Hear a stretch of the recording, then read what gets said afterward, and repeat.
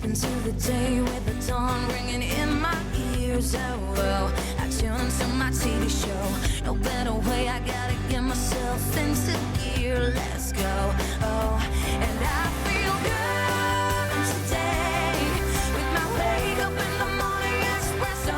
I feel good today. It's my feel good breakfast show.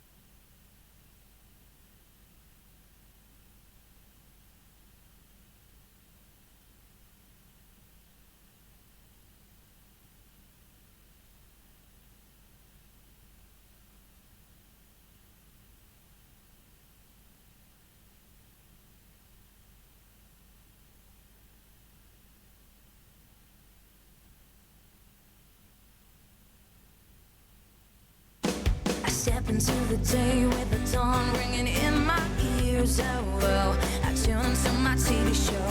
No better way, I gotta get myself into gear. Let's go. Oh, and I feel good today with my wake up in the morning espresso. I feel good today. It's my feel good breakfast show. A very good morning, you beautiful people. Welcome to it, your feel-good breakfast show, live, large and in charge on this Thursday morning. And guess what? I didn't even know that this day existed. Maybe I must have forgotten over the past couple of days. But today is World TV Day. And so on social media, we want to know from you, which were some of your favorite TV shows growing up? Maybe like me, you were watching Family Matters on Thursdays at 7 o'clock. I think back in the days, it was still called Simunye. Man, what else was good? There were so many good shows that we grew up with that really made our childhoods. Maybe it was Cheers on a Sunday evening or Roseanne. I love the good comedy show. So please let us know, what was your favorite TV show growing up? Because today is World Television Day, of course, the medium that allows us to bring forth the feel good on your Feel Good Breakfast Show. Thanks for joining us at the start of a brand new day. It's so good to be in your company. Hey guys, it's World TV Day. It is World TV Day indeed. And of course, we grew up with so many good TV shows. I remember Suburban Bliss, Fishy Fashions, all of that. But of course, we want to start the show off correctly and just let you know what to wear today in wherever part of the city you are from. So we'll start off with Johannesburg and the weather update in that. In Johannesburg today, mainly cloudy conditions are expected. So it seems like cooler temperatures can be felt throughout. Now, a thunderstorm can also be found in parts of the city throughout the day, but clears up towards the evening. Now, take a raincoat and umbrella with you today just in case. Now, in Durban, sunny conditions and pleasant temperatures can be expected because summer has arrived. Yes! Temperatures decrease ever so slightly as the evening approaches, and enjoy the break from the rain and bring out the summer dresses and those thong sandals. Now, in Port Elizabeth, in the friendly city, you can expect a summer's day with plenty of sunshine and delightful temperatures. A light breeze will pass through in the morning but dies down in the evening. Now, apply that sunscreen and pop on that summer hat. And in the mother city, Cape Town, today, be prepared for an abundance of sunshine and clear skies for the entire day. Yes, it is advised to save those layers for a rainy day and wear something that's a bit loose. A southern wind is expected as well, so take a jersey with you just in case. But of course, as you can see, we are not wearing a jersey today because it is a nice little cool breeze. It's a bit of a cool breeze for now, but it might change a bit later on. So we do have all of those layers stacked up somewhere else. World TV Day, good morning. Well, good morning, Uncle Tabsy Tabs. Well, look at you. Well, look at you. This is fitted and just snagged. I Well, like it. yes, look at me. I mean, I feel a lot younger in this outfit. It's quite, the Younger cameraman already. going, laughing at me. But this is a simple look. It's a simple look. It's all about relaxing, kicking back and taking it easy. This is a Woolies classic collection look from top to bottom. Every single item I've got on this morning, from the shoes all the way to the top, every single thing I've got on this morning. But your dress is really giving me all of the life Feels. that I didn't know I needed. Listen, can you feel this? Feel it? That's girlfriend material. Hello. What's it called?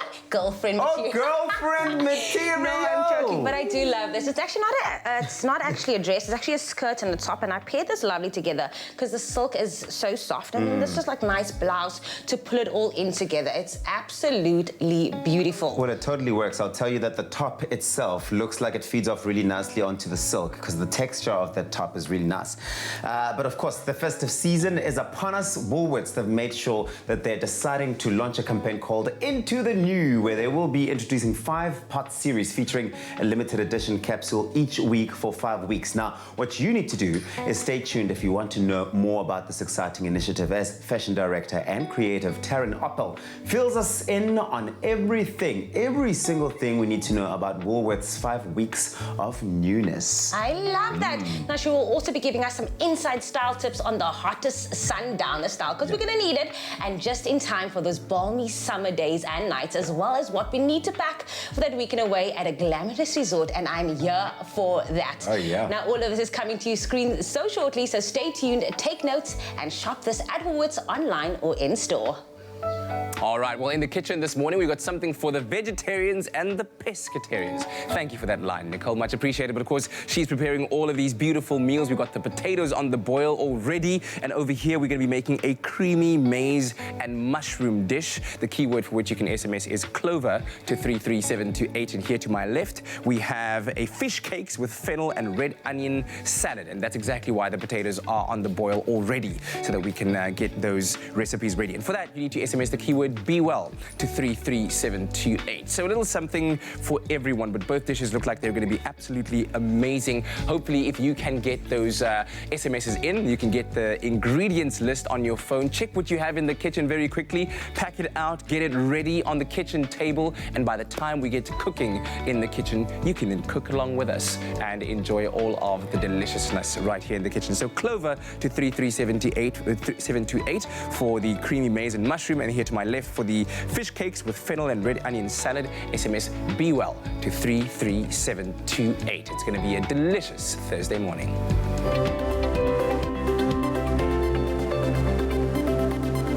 Now, I know you're feeling that it's December, it's November, it's close to December, and you still want to put some goals in it. But don't worry, to start this day correctly, we have some wise words of wisdom for you this morning. And this quote comes to you, and it says, you know, just be active in moving goalposts. Set specific goals for yourself and write them down. I'm going to repeat this again, just so that you can understand it. It says, be active in moving goalposts. Set specific goals for yourself and then write them down. Absolutely, whatever you do every day is write them down and make sure that you just achieve them, and you know, just be accountable for whatever you do every single day. So be active every single day, be aware and choose yourself every single day. And on that note, let's check out what's happening in the world of news.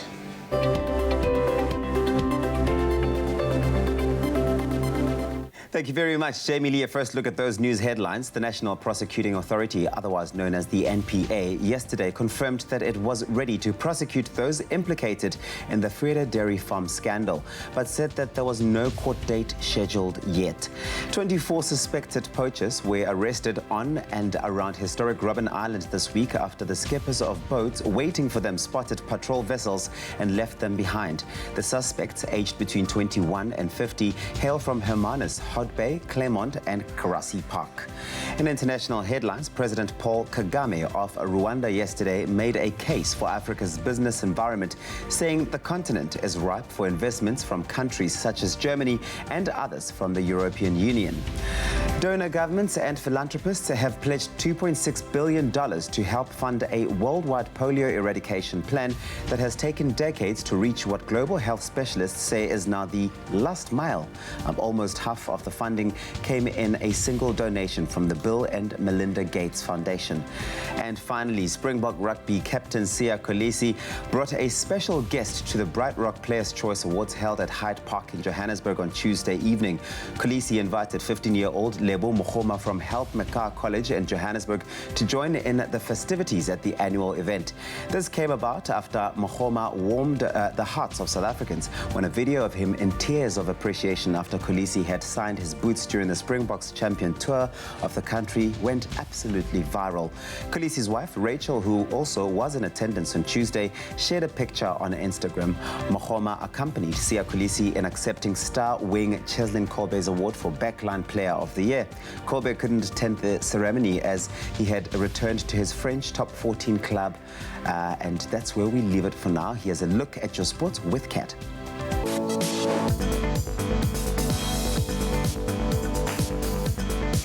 A quick look at the sporting headlines this morning. And SA Rugby yesterday confirmed that Rugby World Cup winning Springboks will face both Scotland and Georgia in 3 home tests in July next year. Meanwhile, in cricketing news, the Mzansi Super League action continued last night with the Nelson Mandela Bay Giants claiming a 5-wicket win over Cape Town Blitz at St. George's Park in Port Elizabeth. And finally, Jose Mourinho has been appointed as manager of English Premier League club Tottenham Hotspur after it was announced that Mauricio Pochettino has left the club after 5 years in charge. That's it. We'll take a look at a more fuller bulletin at the top of the hour right now. Here's your weather.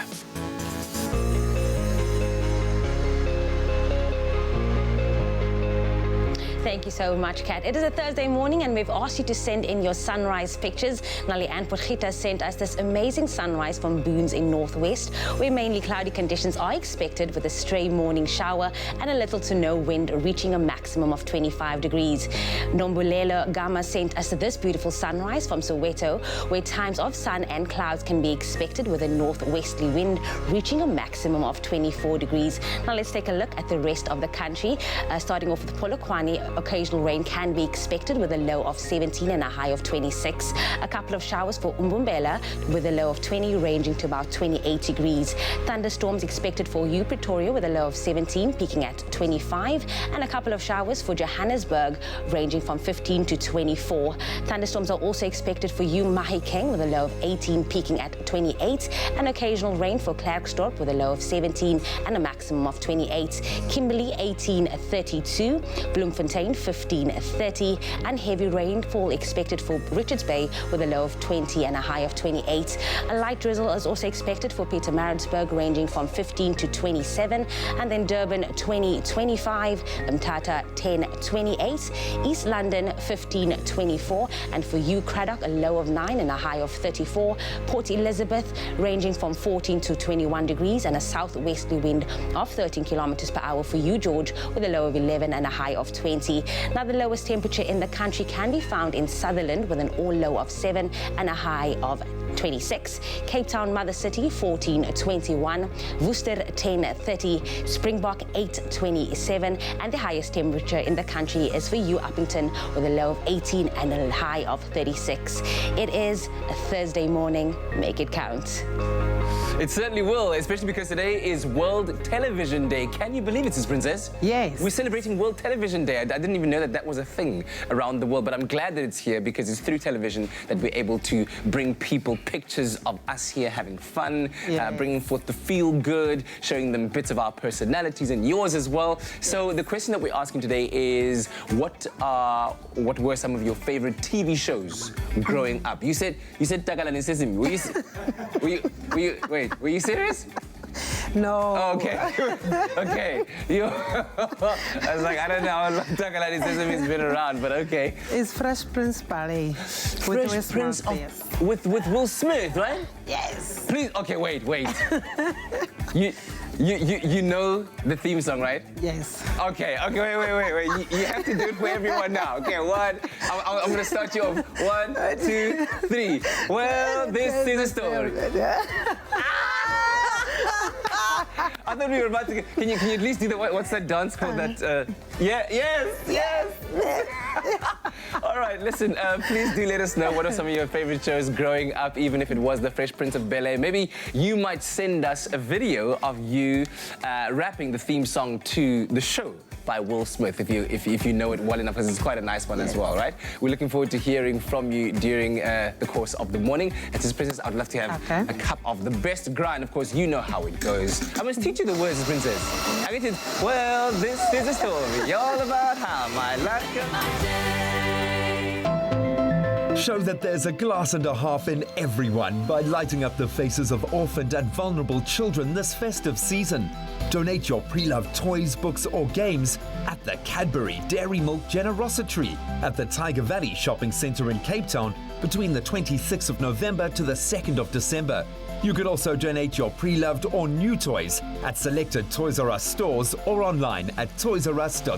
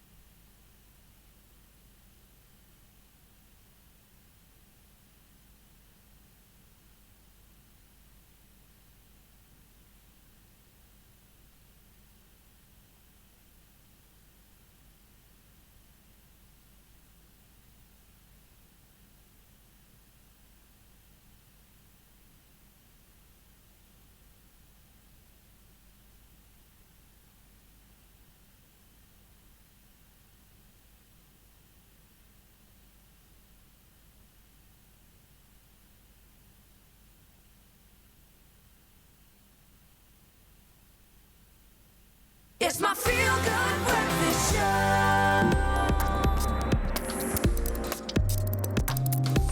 Welcome back to it. It is your feel-good breakfast show, Expresso, live on SABC 3. Time for tech. And you've got to love tech because our phones aren't just for phone calls, our TVs aren't just for movies, and now our watches definitely aren't just for telling us the time. The new Samsung Galaxy Watch Active 2 is the quintessential lifestyle companion that will change how you exercise, change the way that you sleep, and the way that you live life on the go. And it will do so in style at the same time. Here to break down the sexy smartwatch is Brian Smith. Brian, good morning. Welcome Morning to you. once again. Thank you very much. Brian, you know, the Samsung Galaxy Watch Active 2 is obviously great for the sort of active user. What are some of the benefits or the standout features for someone who is not only just an active user, but wants to wear it for style as well?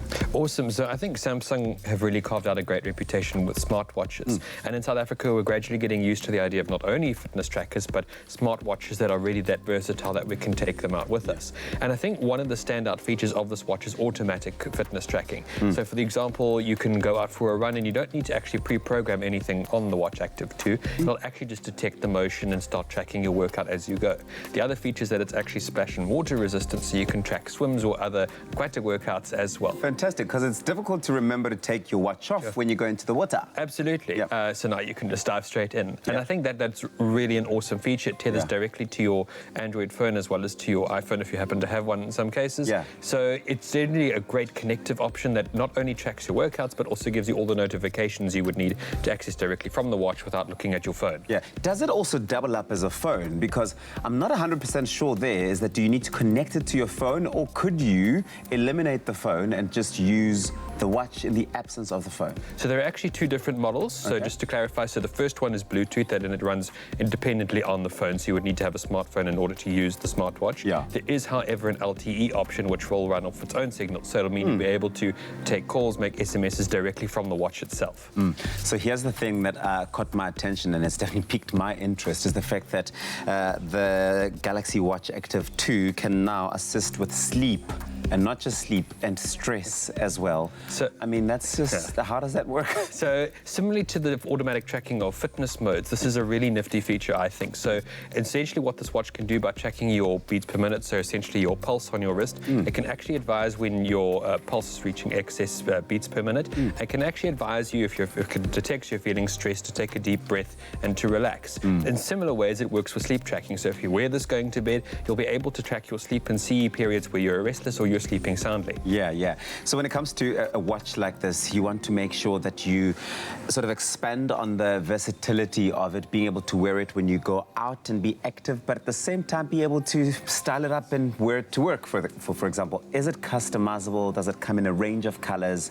How can I personalize this experience of this watch? So I think this is possibly one of my favorite features, and even though this watch is really great for fitness tracking, it's also something that you can wear out whether with a dress suit or just in casual wear. So of course it does come with multiple different straps, but it actually supports an application where you can tether a photo to the watch of your outfit, for example, the colors you're wearing, and it'll actually suggest a watch face that's relevant to your outfit, so you can color coordinate. And that's really awesome, so you can wear it in a number of different settings. And you can buy these straps separately as accessories. Absolutely. Wow, okay. Brian, thank you. Put it here. You wanted to give me a handshake? Okay, that too. All right, okay. Well, go out there and express yourself with a watch that will fit your look clearly and very much your mood as well, and that will motivate you to get out and be active. Take the Samsung Galaxy Watch Active 2 for a test run at a Dion Wired store near you. Can I help you guys? I'll take it. Dion Wired, where humans go for technology. Well, super exciting stuff in the world of tech, but also in the world of sport, where the very best of the best ultra trail runners will descend on the Mother City for the Ultra Trail Cape Town race taking place on the 30th of November and the 1st of December. Now, Cape Town is, of course, a world-class destination which offers one of the most picturesque routes on the Ultra Trail World Tour. And it's also one of the toughest races in the world, which presents 4 trail races, with the toughest being the grueling 100-kilometer. And this morning, we're joined by 2017 winner Lucy Bartholomew as she prepares for this year's race. Great to have you on the show, and thanks for joining us. I know that you've only arrived in South Africa on Friday, and as you told me, you're still catching up on sleep and rest, so we appreciate you making the time to be here. Yeah, thanks for having me. How excited are you to be back on the stomping ground where you, in 2017, won the Ultra Trail race here in Cape Town? Yeah, I'm super honored to be back, and it's just the best way to finish the season is to come here, and the race is awesome, but it's more about like the people and just getting to be in Cape Town. Like you say, it is one of the best cities in the world. So I'm looking forward to all the elements. Yeah. As you can imagine, you know, the sport of ultra trail running isn't receiving as much commercial coverage as other sports do. So tell me about your year so far, the season, if you want to call it that, and also your preparation leading up to the Cape Town leg. Yeah, so I started my first 100K when I was 15, so I've been doing this for a long time now. I'm 23, and so the past few years have been really, really good. This year it's been a bit more of a struggle. I haven't had some great races, so I'm really looking for Cape Town to just reignite that fire and feel good, and yeah, I couldn't think of a better place to do it. Yeah. How taxing is the sport of ultra trail running on the body versus its smoother cousin, if you will? Well, I don't know, because some people will say that running on the road, where it's just constantly battering your body, is harder. But this kind of stuff, you know, every step you risk rolling your ankle. Exactly. You know, for Ultra Trail Cape Town, I was out there for 11 hours and 20 minutes, and it's 11 hours and 20 minutes that things can go wrong. Yeah. All right. Yeah. So give us a bit more of an understanding of what the Cape Town leg is like from a technical point of view. How difficult is it, and how you performed last time versus how you hope to be performing this time around? Yeah, so this race is super unique in that you run from the city to the Table Mountain, down to Hout Bay, to the vineyards, back onto the mountain and back into the city. So it's ever changing, which is really unique. You don't really get that in a lot of 100K races. Yeah, I mean, 2 years ago, I took some falls. I didn't have great nutrition for it. So there was a lot of things that I walked away and was like, I want to do this again. And I want to do it better. I don't know if I'm as fit this year, but I'm really, really excited for it, and yeah, just can't wait to go. A bit better prepared as well. You told me early on that you had a camp that you were running while you were here. Tell me all about that. Yeah, so I flew in, and then we met 20 strangers in Wellington and just became a family. We just went running and ate plant-based food and did yoga and stuff, and it was kind of a holistic retreat kind of thing. Something that we run in Australia, and I was excited to bring it to my first international one to South Africa.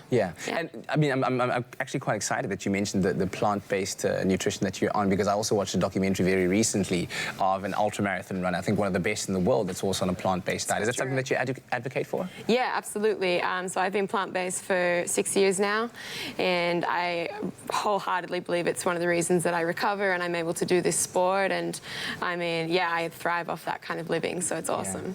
What would you say are some of the benefits of going into trail running? Let's start there. If I want to be a beginner, and obviously I'm not going to go into ultra trail running, but as a trail runner, what would you say are some of the benefits of being involved in this sport? I think just the community is the biggest thing in this sport. You know, there's a big group that run around Cape Town called the Tuesday Trails, and at 6 p.m. they go out, and I think we had about 120 on Tuesday. Wow. All on Table Mountain. It was like ants. It was crazy. Fast runners, slow runners? Anyone. Okay, yeah, all you right. can go for a walk, it doesn't matter. And everyone appreciates everyone for just getting out. Excellent. And I think, like, you know, what it does for your mental health and just all those, obviously your physical health, but yeah, it just kind of takes you back to being a kid. You know, you jump into rocks, you're running around, and it's good fun. Exciting stuff. Well, it's great to have you back here, and good luck for this year's race, and of course in pursuit of the entire season that is the Ultra Trail Tour as well.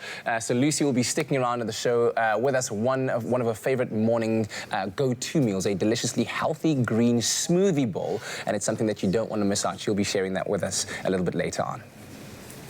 Absolutely. I can't wait to hear more about it. I mean, her journey has been amazing. Got us all so excited over here. Now, I don't know if you feel it's a bit empty here, and a lot of people has been asking, where is Kuthlee? Now, it's been a week without her, and we do miss her, and this is what she had to say. Hi, my beautiful family. We just landed in Mount Kenya, currently staying at Fairmont Mount Kenya Safari Club. It's absolutely beautiful. The luscious pruned gardens at the back, the blue pool, the backdrop of Mount Kenya, the actual mountain. It's a little bit clouded now, so you can't see it. Having the best time of my life. Unfortunately, all the festivities are about to come to an end, but the good thing is that I'm going to see you guys back on the show. I miss you, and I can't wait to be back.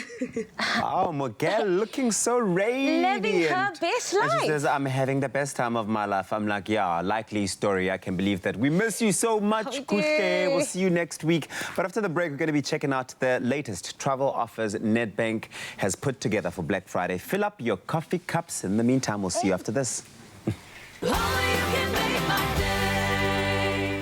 Apply for your American Express Gold or Platinum card and get 20% off your food bill, or a complimentary appetizer, or a free bottle of wine every time you use your card at participating taste restaurants around the country.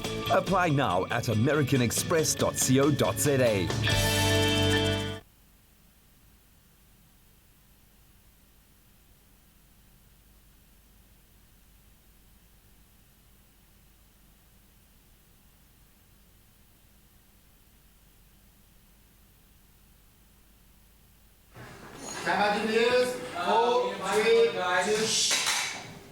A very good morning to you. My name is Thabiso Makubela. We take a look at those global news headlines. South Africa's Deputy President David Mabuza is in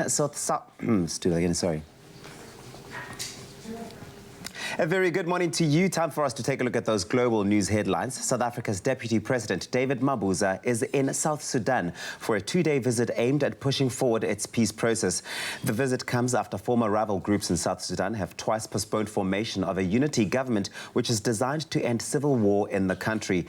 A new government is now scheduled to be formed in February of 2020. Mabuza is due to have discussions with heads of opposition groups, representatives of civil societies, South Sudan's National Dialogue Committee, and the special envoy from regional body IGAD. Some 2 million residents of Ethiopia's Sidama zone voted in a referendum yesterday to decide if they want to become the country's 10th semi-autonomous state. The Sidamas have been campaigning for regional independence for decades. A referendum in the south of Ethiopia is being seen as a test of Nobel laureate Prime Minister Abiy Ahmed's abilities to control the forces of ethnic nationalism, which have threatened to increase divisions within the country. Results won't be known for at least a week. President Paul Kagame of Rwanda yesterday made a case for Africa's business environment, saying that the continent is ripe for investments from countries such as Germany and others from the European Union. He was speaking at the G20 Compact with Africa Investment Summit held in Berlin. G20 Compact with Africa is an initiative launched in 2017 to promote private investments in Africa, and currently 12 African countries, including Rwanda, have joined it. Kagame commented Germany Chancellor Angela Merkel's leadership in prioritizing investments from the German business community as commendable. This is where we leave it for now.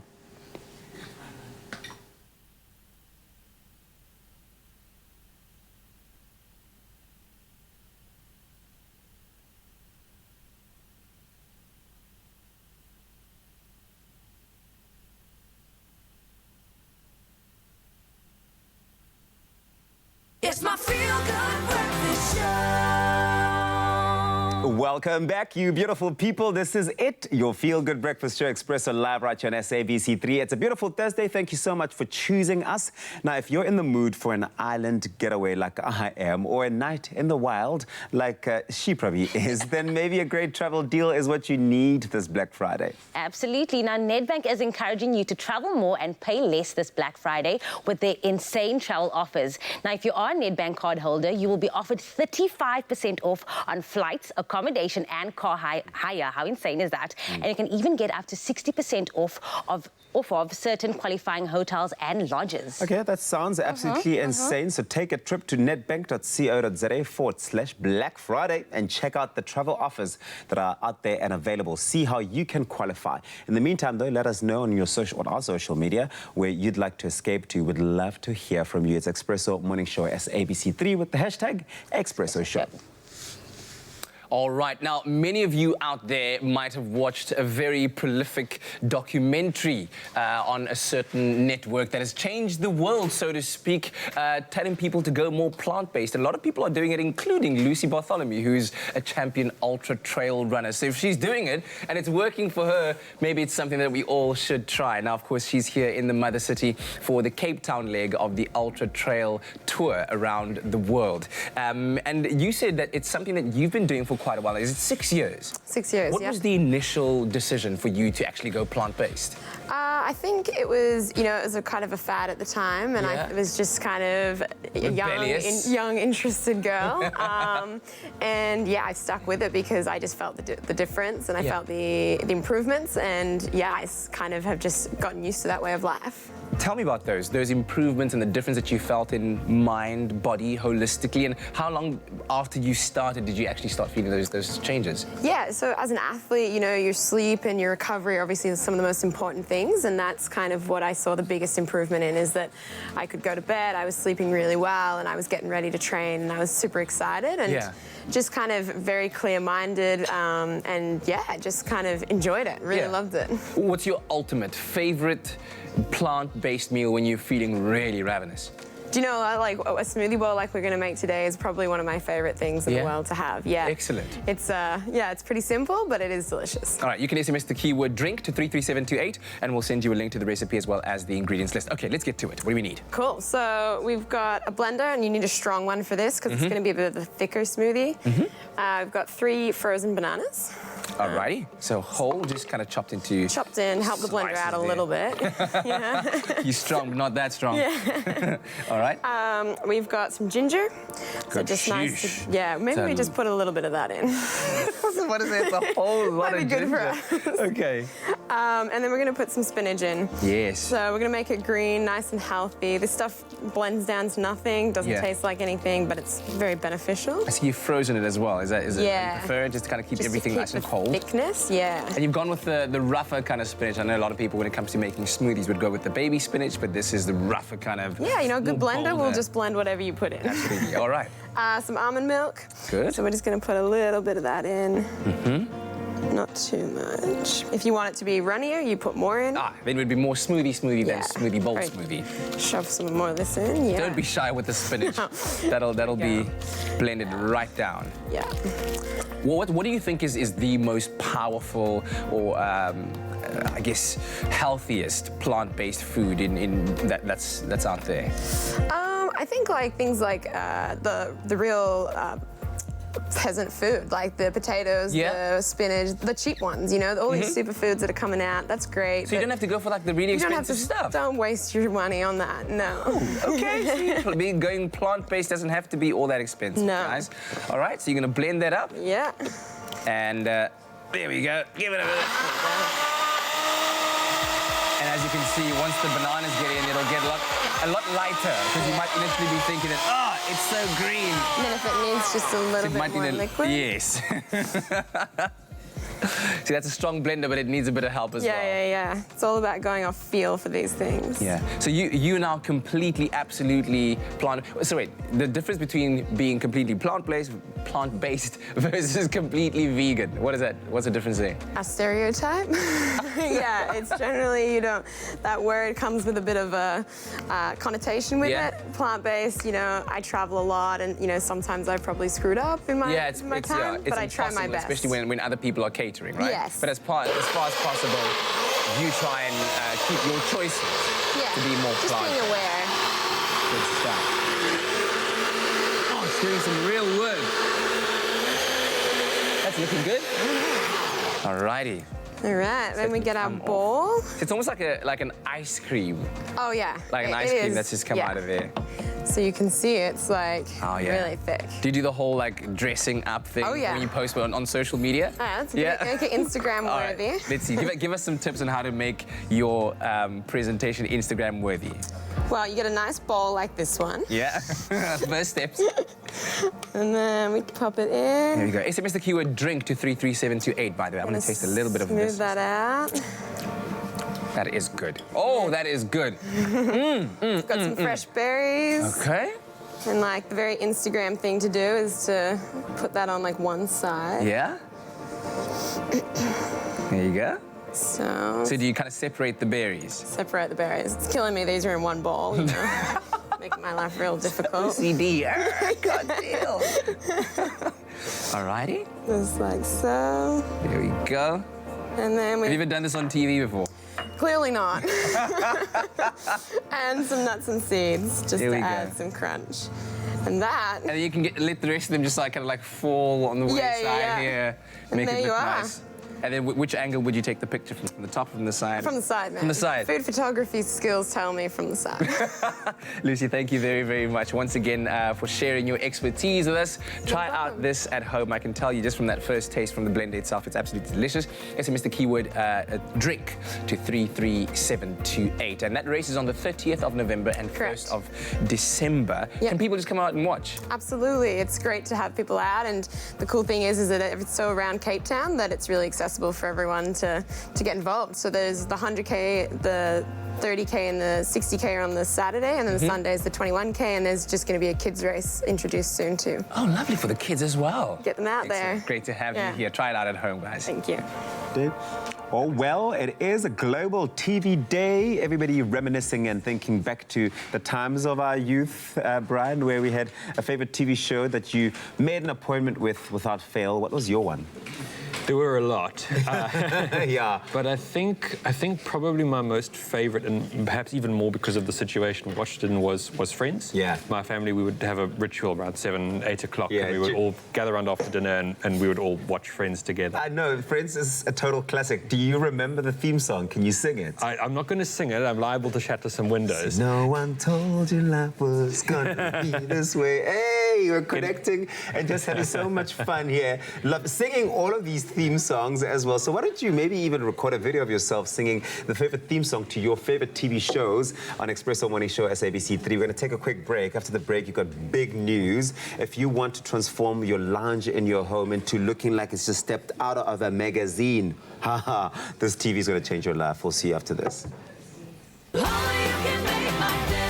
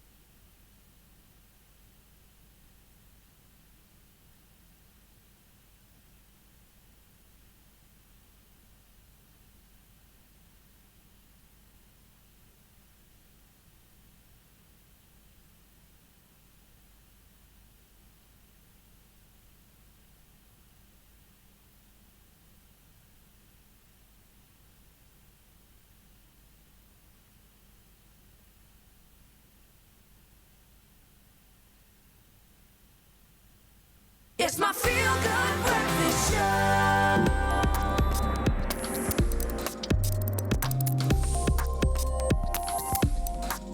Welcome back to it, yes. We're live, large and in charge. It's what it is, and in tune. Yeah. As we click into the world of technology that we'd love to update you on. Of course, sleek, slim, and super picture quality. If you're looking for a new TV that will fulfill your home theatre dreams and make your home look like a page out of a decor magazine, then you should be considering the 55-inch Samsung Smart UHD 4K TV. And Brian Smith is here to tell us a little bit more about why this would be fulfilling your home theatre dreams. Yeah, Brad, we've been spending quite a bit of time speaking about TVs lately, but how does this Samsung UHD 4K compare to any of the other TVs on the market? So the really cool thing about the 4K UHD Samsung television is essentially two different things. So with UHD, you not only get 4K television, so that's the next step in content, and it's really important, I think, if you have a home theatre set up to get on board with that, because more and more with streaming services, we're finally getting the 4K content we've been promised the past couple of years.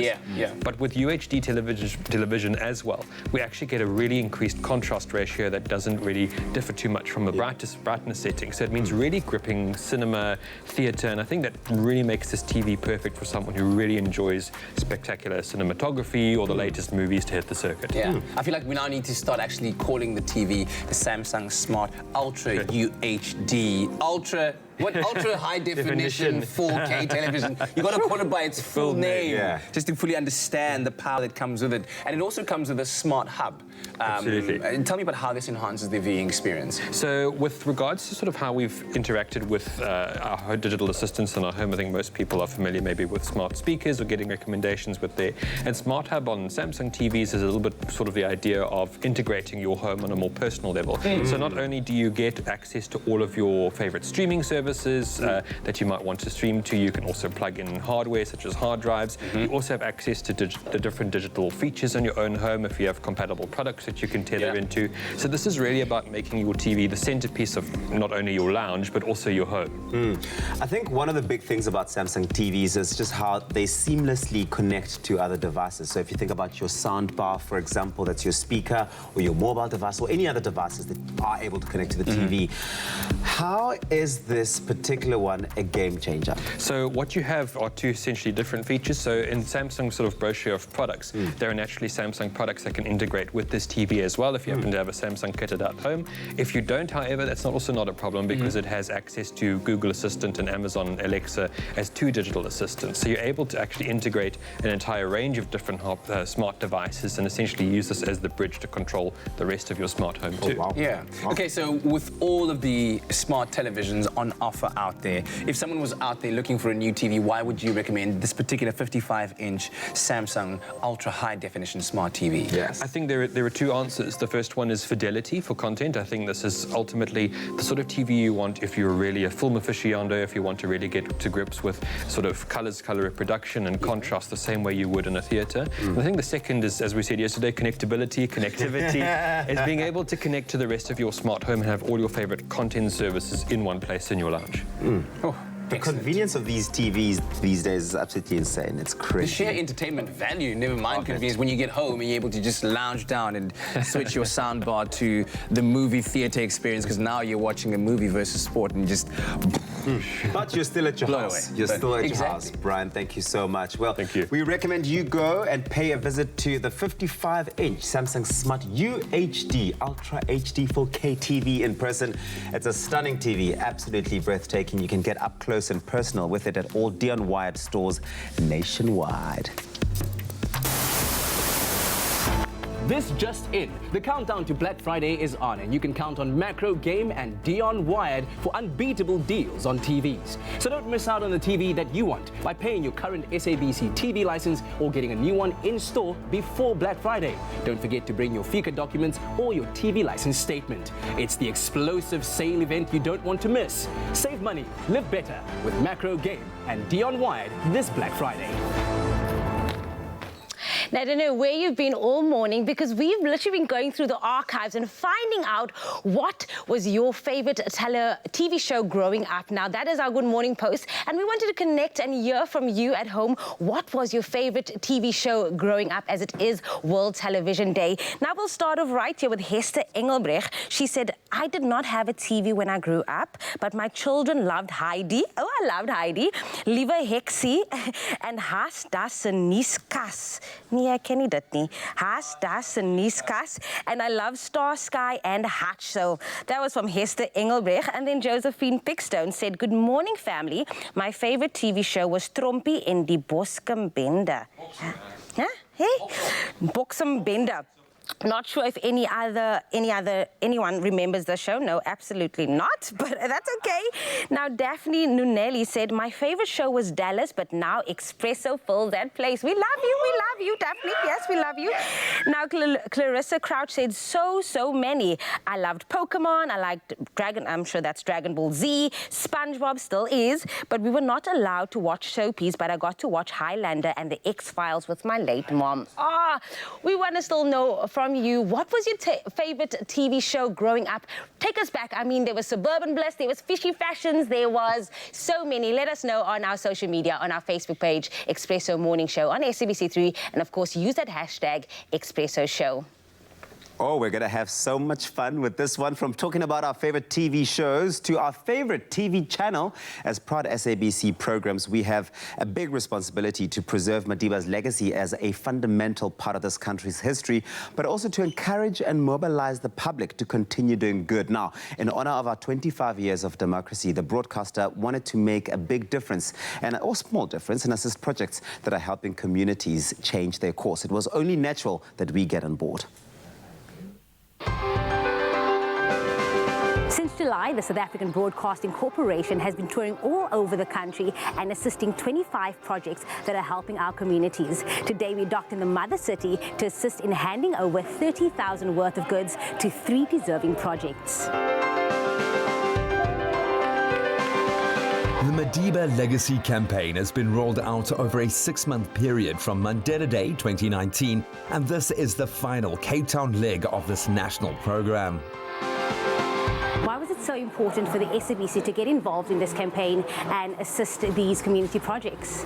It was very important to us because as part of the SABC's mandate, the one thing we want to do is to help the community because we are nothing without our community. What are some of the challenges that you guys face, and how do you think that these donations will help alleviate these concerns? The biggest challenge that we had, Jamie, is the fact that there were so many people that need help. So when we put this competition together, we were overwhelmed with the reply from the people who wanted help. So we got over 5,000 entries and could only choose 25. So can you imagine how painful that was to not be able to help everyone? But we all do our best. So we're just hoping that by what we're doing, we are able to inspire everyone from whichever corner they are. There's an organization that needs help. So our biggest challenge is not being able to help enough. And we're hoping that by people seeing what we're doing across all our channels, they'll also be able to be inspired to help more. Young Visionaries in Delft is an after-school program where qualified unemployed mothers volunteer with homework supervision and youth programs. In what way will this 10,000 Rand worth of goods benefit your organization? For me, it benefited by giving them school uniform. It's a benefit for me.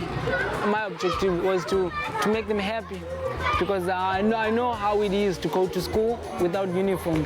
It makes a person want to stay home. Whereas if you have uniform, you want to wear that uniform always because you know you are neat. It makes you can't wait for tomorrow to go to school because you know that everything is up to date. Caring for our elders, Michael Dipper is the founder of Dipper Community Feeding Scheme for senior citizens and the homeless.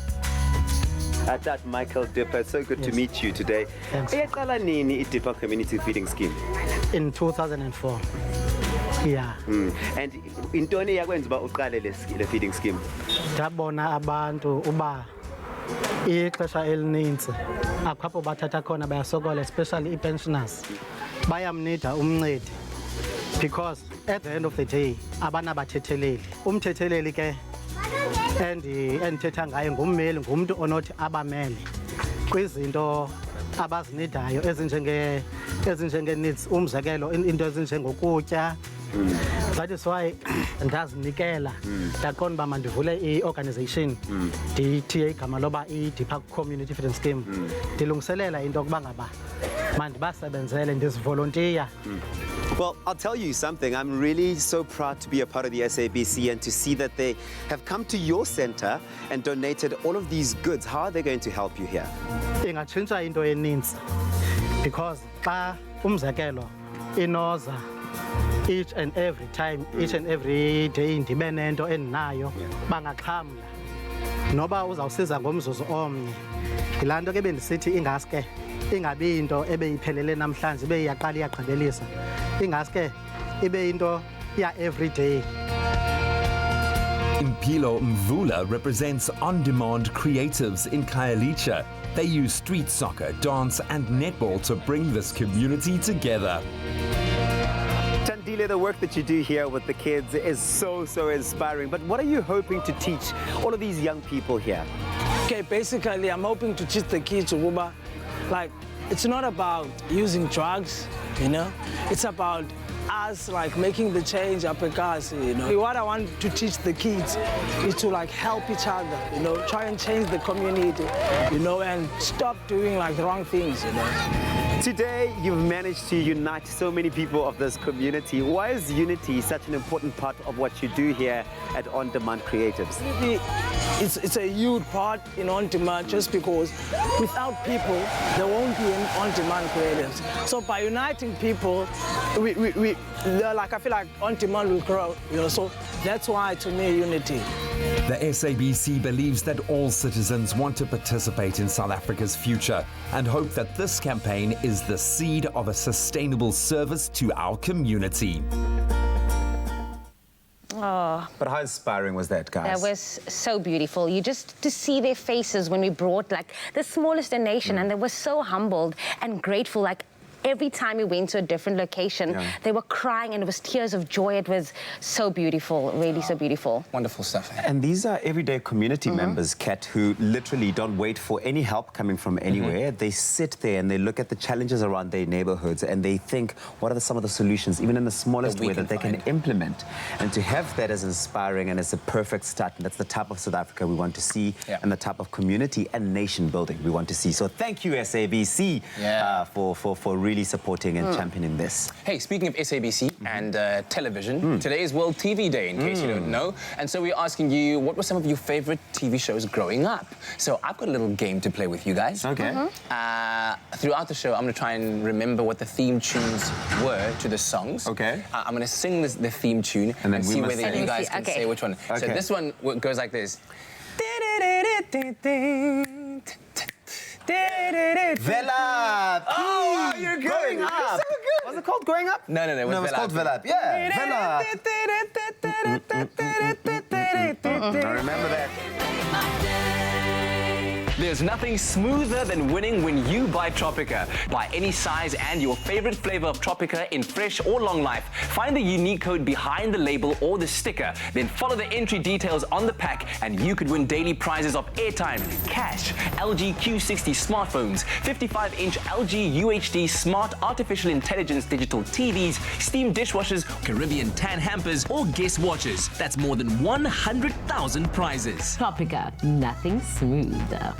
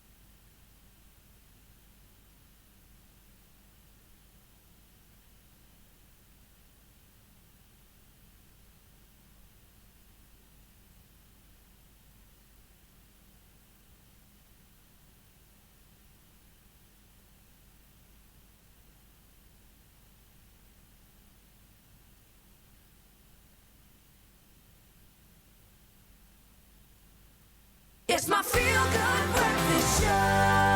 Happy birthday, a very happy birthday to you. Ding, ding, ding, ding. What's your instrument in this symphony? Mine's the triangle. Ding. I can't hear a triangle. Welcome back to your Feel Good Breakfast Show, live, large and in charge on this Thursday, the 24th of November. Is that where we are already? No, it's the 21st. I'm jumping ahead. I'm so lost. Because the 24th is You the made me day confused before. now. Yeah, It's the it's the 21st. day before we go to Curacao. My mind is already there now. But anyway, it's the 21st of November, and time for us right now to wish you a happy birthday. Absolutely. We kick it off with Silentia Kluti wishing my wife and mother of our kids a blessed birthday. May God shower you with his endless blessings. Thank you for your unconditional love from Theo, Damien, and Jason, and that snake apparently in the picture. And then a birthday shout out to my youngest son, Aveen, on his birthday today. Please remain the caring being that you are.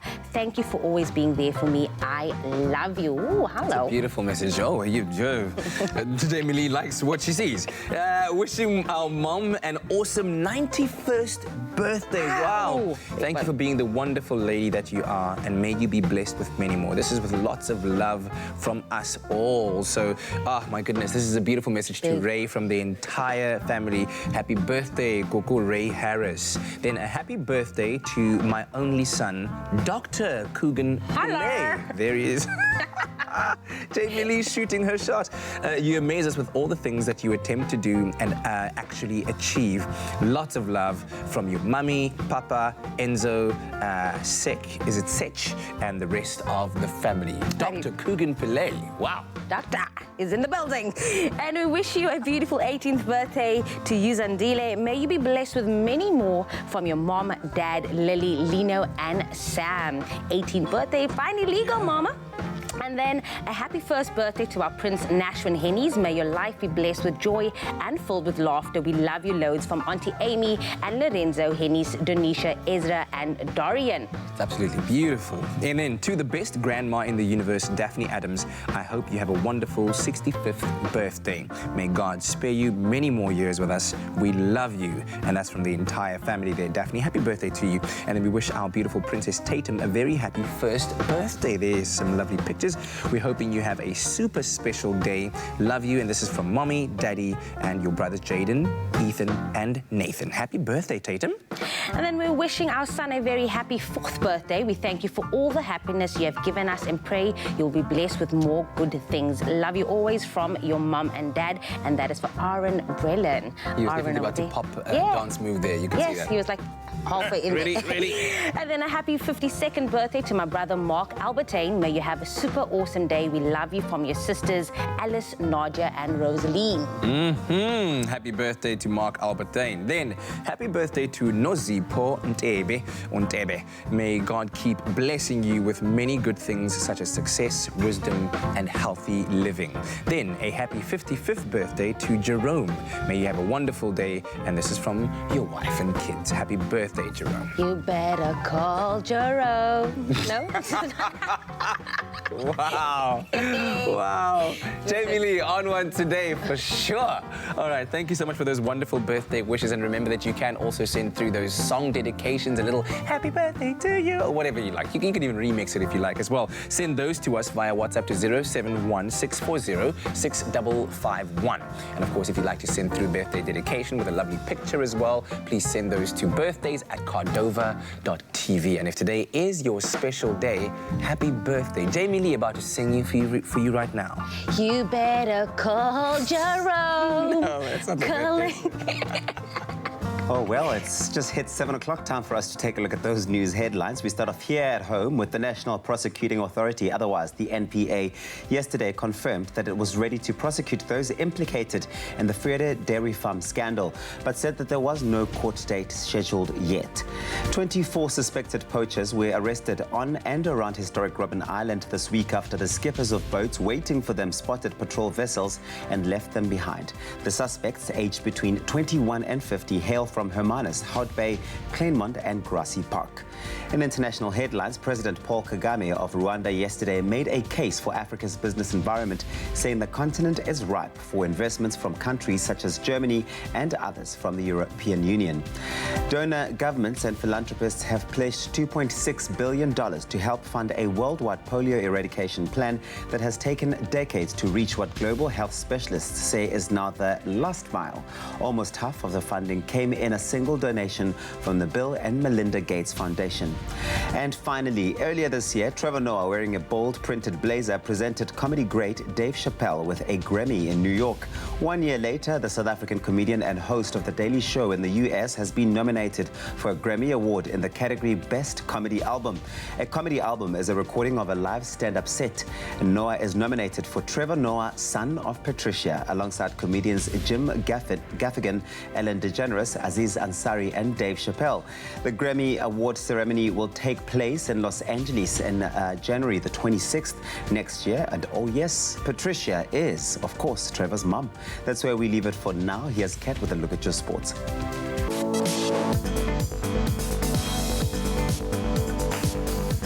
And in the latest sporting headlines on this Thursday morning, SA Rugby yesterday confirmed that the Rugby World Cup winning Springboks will face both Scotland and Georgia in 3 home tests in July next year. In cricketing news, the Mzansi Super League action continued last night with the Nelson Mandela Bay Giants claiming a 5-wicket win over Cape Town Blitz at St. George's Park in Port Elizabeth. And finally, in football news, Jose Mourinho has been appointed as the manager of English Premier League side Tottenham Hotspur. This after it was announced that Mauricio Pochettino has left the club after 5 years in charge. Well, that's what the sporting headlines look like this morning. Let's quickly prepare you for your commute this morning, taking a look at the traffic.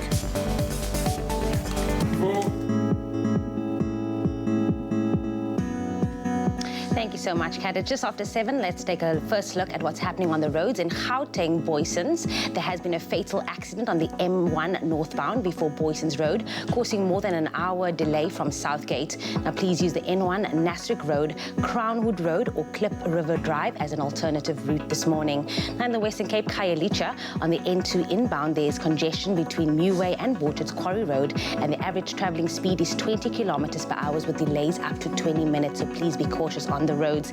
Now on the Metro Rail Northern Line, the inbound Wellington Line trains expresses past Daljafort. Commuters are advised to use an alternative mode of transport between Mbekweni and Daljafort or the train Huguenot to connect with outbound train to Daljafort.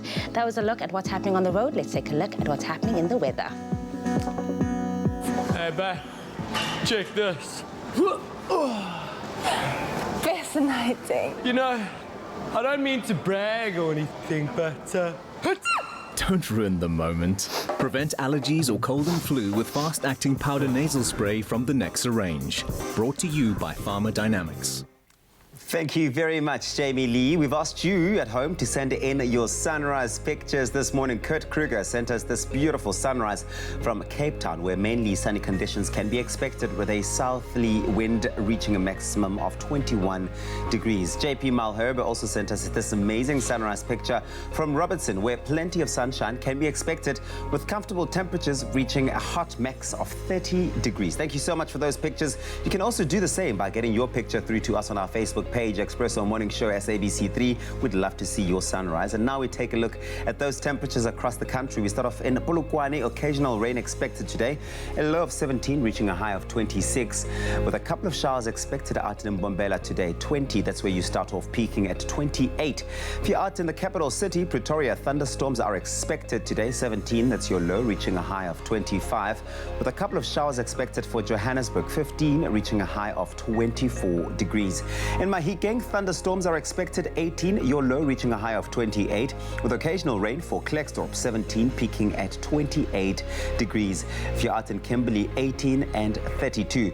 Bloemfontein, your temperatures today, 15, that's your low, reaching a high of 30, with heavy rainfall expected for Richards Bay. 20, that's your minimum, reaching a maximum of 28 degrees.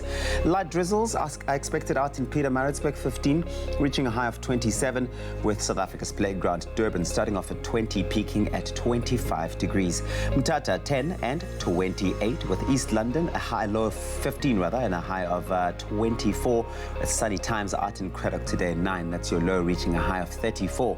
Port Elizabeth, sunny day, 14, reaching a high of 21, and a southwesterly wind. It's going at 13 kilometers per hour. That's for George. 11, reaching a high of 20. If you're out in Sutherland, it's a sunny day, but of course still the lowest temperatures in the country. 7, reaching a high of 26, and the mother city, Cape Town, 14, reaching a high of 21. Worcester, 10 and 30, with sunny Springbok starting off at 8, reaching a high of 27 degrees. Uppington, you have the highest temperatures in the country today, 18, that's your low, reaching a hot maximum of 36 degrees. And that's where we leave it for now. The next update will be in just over half an hour. All right. Listen, the Twitter streets were lit yesterday. Lit. And of course, they always keep us in touch with what's happening, conversations around the country, what's getting people laughing, talking, engaging. And yesterday, hashtag why I moved out from home was trending, and we got some of the best ones out there that we want to share with you. I am laughing already. It's so good, so good. What's some of the people saying, Jamie? So we'll start off with the Twitter user, Minister of Deep and Soulful House, said, now why I moved from home was I was tired of being the only one who refills 2 liters with water, but I never got a chance to drink it. Preach, brother, preach. That is such truth. And the next one says, Twitter user 94 said, why I moved out from home was because I started earning 35,000 Rand, but still looked like someone who's unemployed. Where's my money going? Then Olo said, I realized that I've been taking care of my parents since they were kids. I wanted to see if they can cope without me. Yo! Then, is it Code or Code with a KH said they were starting to hide bread from me. Yo, that is that's pain right there. Imagine. When they start hiding bread from you, or they start hiding the peanut butter because you're using too much of it, you're starting to spread it like they do in the adverts, and your peanut butter's like this, so they start hiding it from you. Anyway. Now, the next one said, our favorite artist, Gigi Lemaine, said, I wouldn't eat the previous night so that I could eat the food the next day.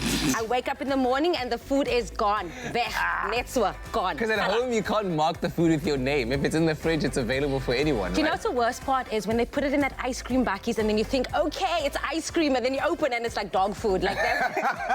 That is the worst one. I hated that one. Okay, now the next one says, Twitter user DJ Thori said, I moved out because I always forgot to take the meat out of the fridge before my mom got home. Yo! Okay, that's an offense punishable by exile out of your room and home. You didn't take out the meat. What are we supposed to eat today, Tori? What are we supposed to eat? Listen, that Get time... out of my house.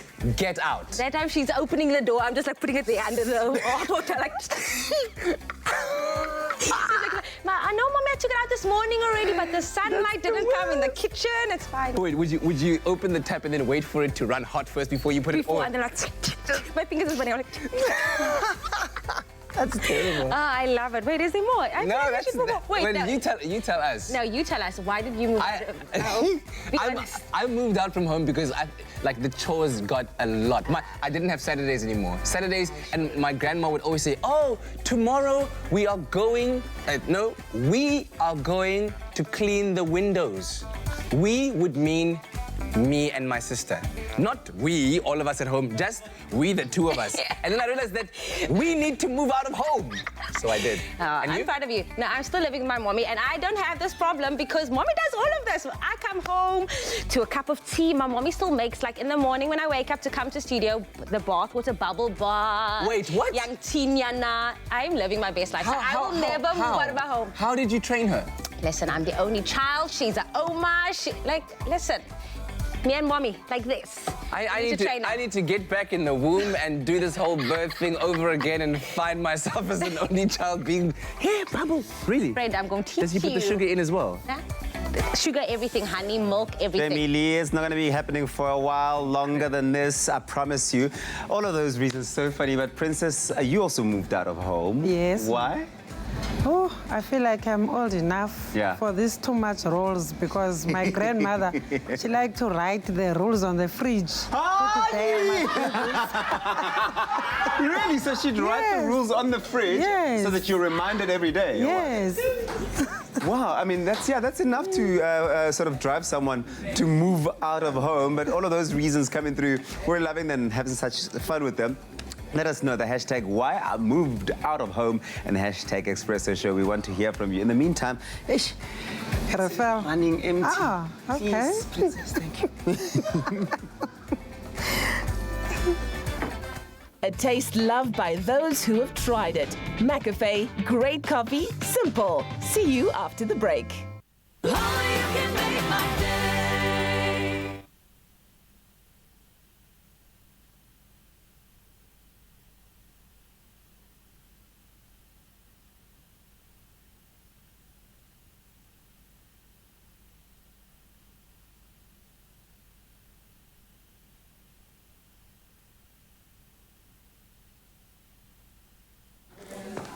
Okay. Okay. Just picking up or what? Not. Okay, cool. 4, 3, 2. Still with your global headlines, donor governments and philanthropists have pledged $2.6 billion to help fund a worldwide polio eradication plan that has taken decades to reach what global health specialists say is now their last mile. The funding, almost half of which came in a single donation from the Bill and Melinda Gates Foundation, will be used to immunize 450 million children against polio each year. The World Health Organization has said in a statement. The organization also added that the Global Polio Eradication Initiative is coming ever closer to achieving a polio-free world. And finally, earlier this year, Trevor Noah, wearing a bold printed blazer, presented comedy great Dave Chappelle with a Grammy in New York. Now, 1 year later, the South African comedian, the host of The Daily Show in the US, has been nominated for a Grammy Award in the category Best Comedy Album. A comedy album is a recording of a live stand-up set, and Noah is nominated for Trevor Noah, Son of Patricia, alongside comedians Jim Gaffigan, Ellen DeGeneres, Aziz Ansari, and Dave Chappelle. Congratulations, Trevor. That's where we leave it for now.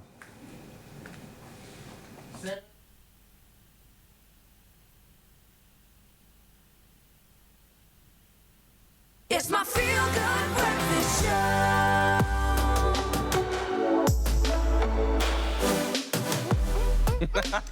Welcome back to it as your feel-good breakfast show. It is a Thursday morning. What date is it? It's the 21st. It's the 21st. It's about 15 years, no, 20-something years after I moved out from home. 20 years. So it's been a long time, eh? It's been a very long time. I think I moved out when I was 21, 22. Sure. Okay. Yeah. Would you move back? Never. I was telling Jamie Lee the reasons why. Man. Yeah. But anyway, on to more exciting news. Good news. We all know that the Springboks Hero Tour, it brought joy and excitement to the faces of many, and even a few tears to some. And one of those teary faces went viral when Sia Kolisi signed a young schoolboy's rugby boots while the Webb Ellis Trophy was being shown off, right? This now in the streets of Johannesburg. And this weeping boy who showed utmost gratitude and awe was one Lebo Mogoma or Mogoma, a learner from Help Mekaar College. And it certainly warmed the hearts of South Africans all round, and even the hearts of our captain, Sia Kolisi, as well. It seemed that he fell in love with this moment so much, it meant so much to him, because on Tuesday evening, he then continued to make Lebo's dreams to come true when he took Lebo along with him and his wife Rachel to the Bright Rock Players' Choice Awards. How beautiful. Now, here, Lebo accompanied Kolisi to the stage when he accepted Cheslin Kobe's award for the Backline Player of the Year, and you can imagine what it must mean for a young 15-year-old boy who got to meet some of his idols during this exciting night. And he must still think he's dreaming. Yeah, Rachel took to Instagram to thank everyone who helped her find him, and then revealed that it was Cheslin himself who orchestrated his award to be accepted by Lebo in his absence. And she added, and quote, he and his mom have had a really tough year, but a few small acts of kindness have really turned things around for them, and it's cool to be kind. Oh, man. I think that is a true example of leadership, and I think throughout this entire World Cup experience, throughout his entire captaincy and building up to it, even before that in his career, Sia has really shown qualities of the kind of leadership that we need in this country, not just on a sporting front, but all around. The kind of leadership that can inspire a nation to stand stronger together and achieve more together. And for Lebo as well, can you imagine what that must be like, man? This is going to change his life, and I have a feeling that we have a story starting here, that in a few years' time, we're going to be looking back at all of these moments with Lebo and Sia and Cheslin and going, wow, that's where it all started. And I'm really happy for him. Yeah. Look at that picture. He's literally there in full school uniform. Yeah. I'm sure he must and be. And his smile is like. From he's just like it's all around. I'm sure he's can't believe it. He's such a hero right now at school, and I hope that those kids treat him as such as well. You know, because he has managed to achieve something that a lot of them just dreamt of. So at Help Mekaar, Lebo is now like the man. They're probably going to name the sporting field after Lebo now, because he's the guy now. Lebo Mokoma rugby guy. But listen, on to some more inspiring news. One of the judges from the next brand ambassador here on SABC 3, Sylvester Chaka, he's an incredible marketing professional and the founder of a brand and marketing communications agency, DNA Brand Architects. He's had such an incredible career, really just breaking boundaries across the board. Now, he's launched a brand new book that encourages all of us to seek to stand against blend. And Solo was out there to catch it all. Take a look.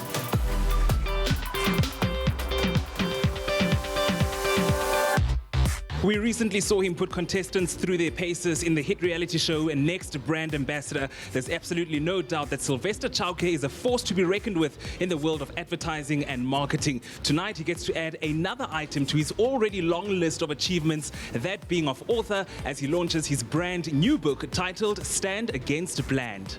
Sylvester, as a marketing professional, you've achieved so much in your career. I mean, we saw you give so much insight into the profession on the Next Brand Ambassador. Talk to us about the idea behind penning a book. Where did that stem from?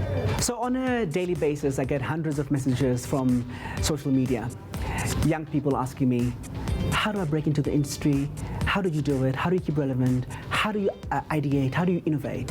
So it was inevitable that I find a way to be able to answer many young people at once.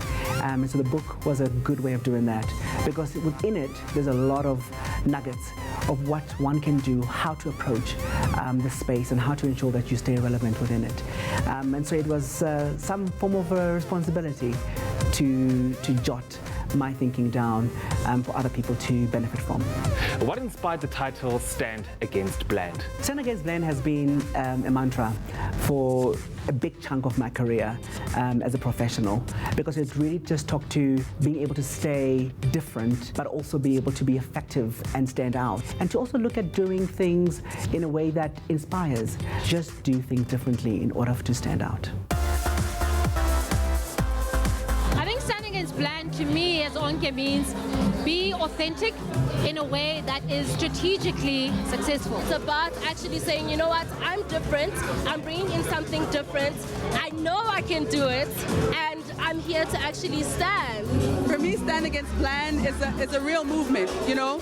The book is just the start of a much bigger concept that I hope will teach people to have more confidence in themselves, and will remind people that authenticity is really the future of your relationship with yourself and your relationship with the world as well. It's very easy to assume this book is a memoir or an autobiography or a 101 in marketing, but it's really not. So who is it geared towards? The book is geared to young people that are at the intersection of high school, varsity, first year employment, you know, that space, because I believe that's a vital space for you to be able to figure out your approach, so that by the time you really entrench yourself into a career, you have almost developed your thing, you know, the thing that allows you to navigate through your career. Stand Against Bland is the ability for us to break barriers and to break all the limits that were set for us. And as you can see with the story that's been told today, it's exactly that. A man who's been able to break all the barriers and limits that the world had created around him. And that's what we had to celebrate today. I think it is an authentic story, you know, and it's him showing his experience of the industry, of him being in leadership position, and how he's owning and shaping the narrative. So I think it's interesting because it has so many segments to the story, and the story is an authentic, true South African story that is very rich.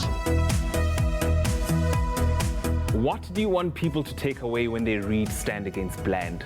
Anyone picking up the book, I want them to look at the book and question themselves.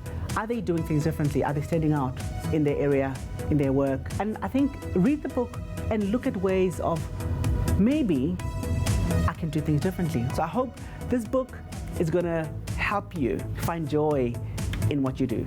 What a beautiful story of a young man who dared to dream, and most importantly, woke up and made those dreams a reality. If there's one thing we can take away from Sylvester's story and Stand Against Bland, is that as a young person, your dreams are definitely valid.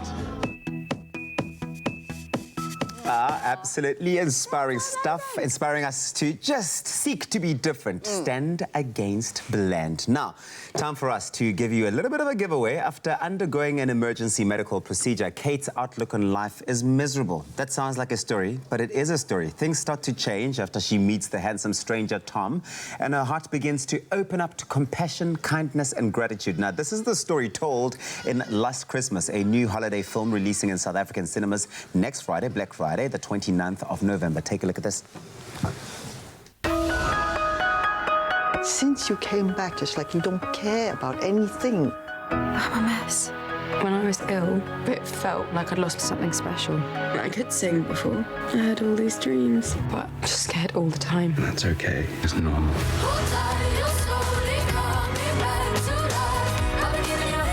Why me? It was always going to be you. We are so lucky to be alive. I like this man.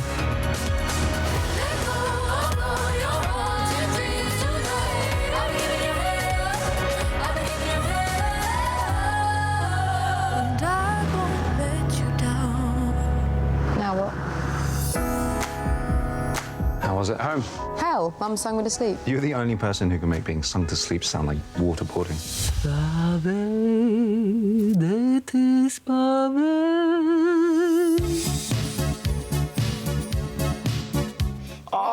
It's Christmas. It feels like that homey movie that you want to watch over this Christmas, Warm right? Christmas film. Absolutely. Now, this film is also set in London, and the film focuses on finding it within yourself to open up your heart despite the hardships that come your way. Now, enjoy this movie with your loved ones by entering our exciting competition to stand a chance of winning double tickets to an exclusive pre-screening of the film in either Johannesburg's The Zone in Rosebank or Durban's Gateway Theatre of Shopping, or next Thursday. This movie is coming out on the 28th of November at 8 p.m. Oh, yes. It's pretty simple. What you need to do is SMS the keyword movie, your full name and city in which you reside. It's limited to Johannesburg and Durban only. SMS that to 33728 to be entered into a random automated draw. And if you are selected, you will receive the 2 tickets, complimentary popcorn and, of course, cold drinks. And SMSs cost R1.50. No free SMSs apply. T's and C's do apply and can be found at expressoshow.com. Last Christmas. Last Christmas. Clover Crush, 100% pure fruit juice packed with vitamins and no added sugar. Crush your daily goodness. Now also available in long life. Support Crush in giving away another 20,000 pairs of school shoes to children in need. Buy a Crush, dial the number on the pack, and stand the chance to win your share of 500,000 Rand. Hashtag share the goodness. Made with love by Clover.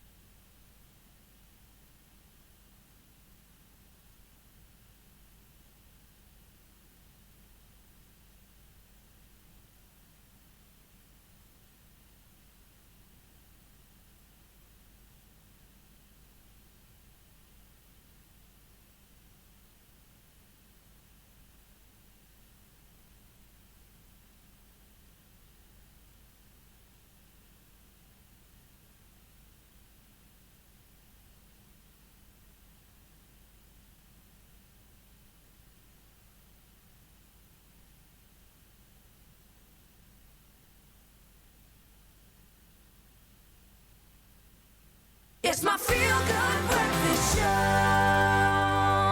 Welcome back. It is your feel-good breakfast show. Listen, we're having a lot of fun on this Thursday morning, and we know that we live in a world. Hey, don't. Okay, it's for my magic trick. Calm yourself.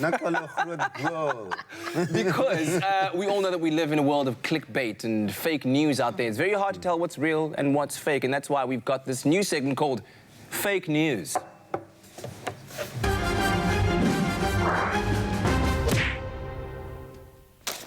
Yes. Welcome to the news desk. This just in. Okay, this is how it works, guys. I read you 2 headlines. You have to tell me which one is real, which one is fake. Are you ready? Okay. Yes? Really? This just in. First headline. Texas-based 7-year-old makes $1 billion on YouTube from posting videos of him cleaning his room. Second headline, mommy blogger admits to creating fake account to trash other influencers, including her own husband. Which one is real? Which one is fake? Well, I'll tell you now. Do you want to go first? I feel like the first one is fake and the second one is real. I feel like the first one about the 7-year-old making lots and lots of money just cleaning his room, fake. Second one, mommy blogger creating blog, fake. I mean, true. It's true. That's a true story. Well, here's the real story. A popular mommy blogger from the UK who's known for her @Mothers and Daughters Instagram page has admitted to being a shady lady, the one behind Alice in Wonderlist username. And she also used this page to trash other popular influencers as well as anonymously defend comments on her own page. And she admits she got lost in the online world. Oh, we have another story breaking. Can you believe it? A woman pretended to be pregnant to avoid baggage fees, then gets caught. In another story, a passenger was busted for sneaking a fully grown man in a hand luggage. What? Which one is real? Which one is fake? These are all such bizarre stories. I mean... Listen, I'm going to go with the first one. I feel like the first one is real because I've done this before, but we're not going to speak about it. I pretended I was fake. You were pretending? I pretended I was pregnant to get in. Like, don't worry, we're not going to speak about that. Are you an actual real mum? But listen, listen, I have the scars to prove it, but the second one is fake. Okay, what do you say? The second one about the man being smuggled into the airport, that has to be fake. And then the first one... The woman pretending to be pregnant. In fact, I think both of them are fake. No, one of them is real, one is fake. Oh, really? Okay, well, the first one then about the woman pretending to be pregnant is true. Well, here's the real story. A woman was actually busted for pretending to be pregnant. Okay. Rebecca Andrews, a travel writer from Australia, recently tried to save $60 on her excess baggage fees at the airport by pretending to be pregnant. She was busted when she accidentally dropped her ticket and then bent over to pick it up, which caused her laptop to fall out from her shirt. Needless to say, she had to pay the $60 and more. She could just say, I just gave birth. She maybe was carrying a laptop. I don't know. What? We have more breaking news. The first story. Dear men, please note, 50% of women in relationships have a backup partner in mind, says research. What? There's a second news story breaking. Universal Studies finds that women prefer their pets over their partners. Which story is real? Which is fake? To the panel. Well, I think that the story about the study that says that women have 50% backup partners, 50% of them have 50% of women have backup partners. Yeah, I think that's not true. That's not true. Fake. But the second one, that they about prefer their pets. that they prefer their pets to their partners, absolutely true. I actually want to say both is true, but I will also go with Uncle Tabs. The first one, I think it's more like 75%. Little black book, holler! No joking, guys. Here's the real story. Apparently, 50% of women in relationships do have a backup partner in mind. Now, in a recent study, it was found that women have a plan B in mind in case of a breakup or a divorce. Typically, an ex, a friend, or a work colleague. In fact, the study found that up to 12% of women even said that their feelings for their plan B were, quote, stronger than for their current partners. Yikes! Yikey! Yikes! So, Jamie Lee, yes, you were convinced. You said even more. 75. You always know. Listen, you always know. There's always that like little devil on the shoulder that's like, there's a boo thing waiting for you. If this one messes up, there's another one that's just gonna sweep it. It stands to reason. It makes complete sense. Is that women don't stop being hit on by other men as soon as they are in a relationship, and sometimes the only reason they won't pursue it is because they are in a relationship and would rather be in this relationship. But in the event that it ends, they will go back and say, "Hey, remember last time when you say you liked me? Here I am." Okay, wait. I've got to. You know what? You need to go and do the real news right now. I'll continue. Should I do it like you? Should I stand there? And that's my newscaster. Those are my blue sheets. Okay. Every newscaster has their own blue. You go. Wait, but I mean, do you agree with that? That the fact that when you are in a relationship, you are always kind of looking out for a way out, or the exit door. That sounds completely bizarre. No, I don't think that you're looking out for it. It's not like you're like, okay, I'm waiting for him to do something and then he's going to do... You know what I mean? But it's just always at the back of your mind, like, brother, if you're not going to step up to the plate, call Tyrone. Call him. Call him. Who's calling, me or you? No, the girl was calling for Tyrone there. Tyrone, the phone's ringing. It's just gone after 7:30. The National Prosecuting Authority, the NPA, yesterday confirmed that it was ready to prosecute those implicated in the Frere Dairy Farm scandal, but said that there was no court date scheduled yet. 24 suspected poachers were arrested on and around historic Robben Island this week after the skippers of boats waiting for them spotted patrol vessels and left them behind. The suspects, aged between 21 and 50, hail from Hermanus, Hout Bay, Kleinmond and Grassy Park. In international headlines, President Paul Kagame of Rwanda yesterday made a case for Africa's business environment, saying the continent is ripe for investments from countries such as Germany and others from the European Union. Donor governments and philanthropists have pledged $2.6 billion to help fund a worldwide polio eradication plan that has taken decades to reach what global health specialists say is now the last mile. Almost half of the funding came in a single donation from the Bill and Melinda Gates Foundation. And finally, Springbok rugby captain Siya Kolisi brought a special guest to the Bright Rock Players' Choice Awards held at Hyde Park in Johannesburg on Tuesday evening. Kolisi invited 15-year-old Lebo Mogoma from Help Mekar College in Johannesburg to join in the festivities at the annual event. This came about after Mogoma warmed the hearts of South Africans when a video of him in tears of appreciation after Kolisi had signed his boots during the Springboks Champions Tour of the country went viral. Kolisi's wife, Rachel, who was also in attendance on Tuesday night, shared a picture on Instagram. Mogoma accompanied Siya Kolisi in accepting star wing Cheslin Kolbe's award for Backline Player of the Year. Kolbe couldn't attend the ceremony as he had returned to his French top 14 club. That's where we leave it for now. Here's Kat with a look at your sports.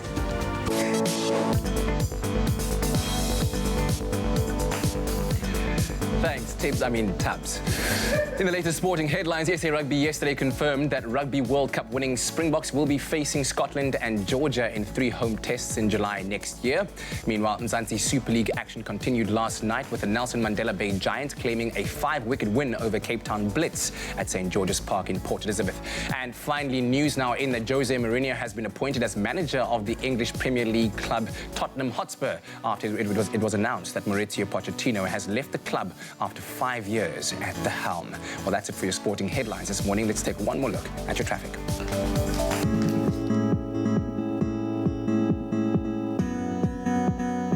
Thank you so much, Kat. Let's take a look at what's happening on the roads in KwaZulu-Natal, Durban on the N2 northbound. There's been an accident between Fisher and Inanda Road. The road is currently obstructed, so please approach this with caution. Now in Gauteng, Krugersdorp, there's been an accident on the N1 northbound before Albertina Sisulu Road, and heavy delays can be expected from Soweto, so please use an alternative route this morning. Now on the Metro Rail Monte Vista line, there's an extended travel time of 20 to 30 minutes on the Monte Vista line due to sets out of service and current infrastructure conditions, so please be careful on the roads. That was a look at your roads. Let's take a look at what's happening in weather.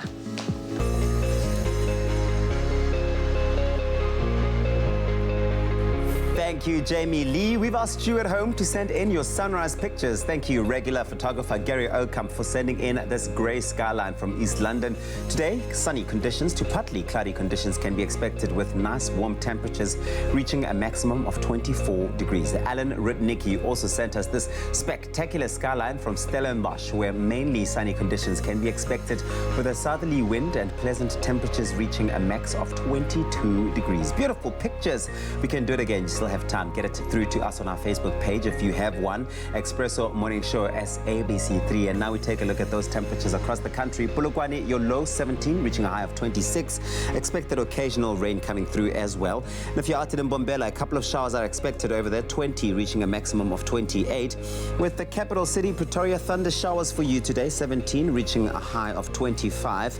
With a couple of showers expected out in Johannesburg. 15, that's your low, reaching a max of 24. If you're out in Mahikeng, 18, reaching a high of 28, with some thunder showers expected out in Klerksdorp today. 17, that's your low, reaching a high of 28. If you're out in Kimberley, 18, that's your low, reaching a max of 32, with Bloemfontein starting off at 15, peaking at 30 degrees. Heavy rainfall is expected for Richards Bay, 20, that's your low, reaching a high of 28, and a light drizzle out in Pietermaritzburg today, 15, and a high of 27.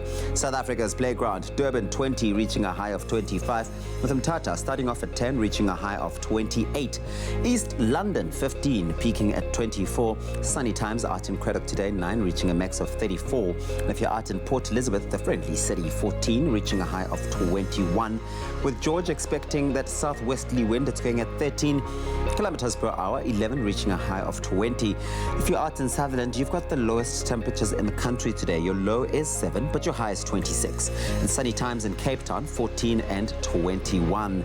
With sunny Worcester starting off at 10, reaching a high of 30. Springbok, 8, that's your low, reaching a high of 27. If you're out in Uppington, you've got the highest temperatures in the country today. Sunny day, 18, reaching a high of 36. And that's where we leave it for now. The next update just after 8 o'clock. No matter what the weather's looking like in your part of the country, make it a feel-good type of Thursday. And it certainly is in the kitchen, I can tell you that for sure.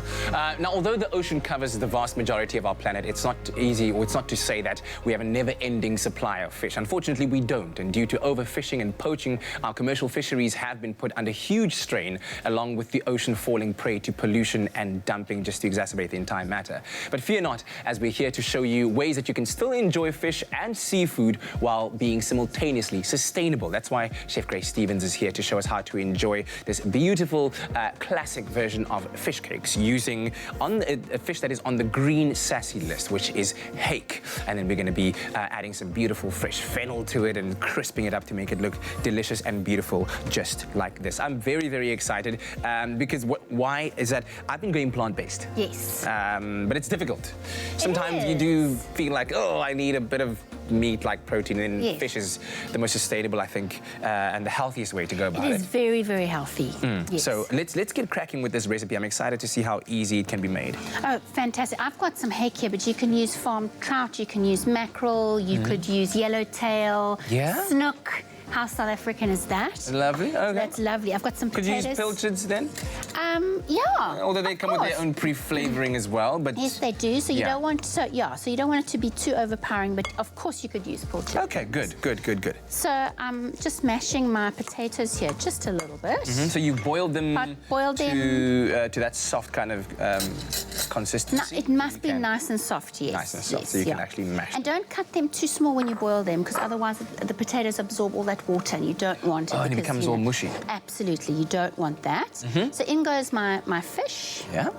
And then some lemon zest, because you know fish and lemon zest, best mates. You can't go wrong with a little bit of lemon zest. Can you smell that? I can smell it, but what's the rule on the lemon zest grinding thing? Because somebody said to me, you only go 1, 2 on a particular piece of lemon in order to get the... it's to taste, that. It definitely is to taste. Okay, so it doesn't matter if you get some of the rind in there.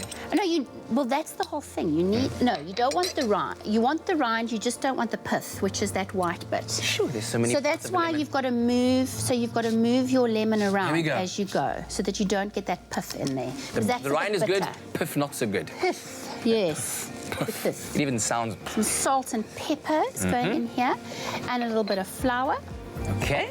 And the last thing that I'm going to put in here is an egg. Okay, for a binding agent? Yes, that goes in there and binds it all together. Yeah. And then we mix it until it's completely combined. Excellent. And this is great. You can make it ahead of time, pop it in the fridge, put some, wrap it up and put it in the fridge, and then you can fry them off when you need them. Good. Or you can make them into your little patties like this and pop them into the freezer. And then they can be fried straight out the freezer. Okay, good, fantastic. SMS the keyword BeWell to 33728. We'll send you a list of the ingredients as well as link to the recipe so you can make your own delicious fish cakes as well. So what have you got over there, Gracie? So I've got some BeWell oil, but this is the lemon oil. So this is lemon-flavoured oil. Just to carry out because fish and lemon and fish are best buds like lovely. that. Heat that up so my pan is nice and warm. And while you do that, of course, just to let you know that BeWell is endorsed by the Heart and Stroke Foundation of South Africa. It carries the Cancer Smart Choice seal, made exclusively using locally sourced GMO-free canola oil as well. Absolutely. So this is the part where you have to be very patient. You do. You're on a medium heat. And you want to crisp it up before you start flipping it over, because otherwise it's going to fall apart.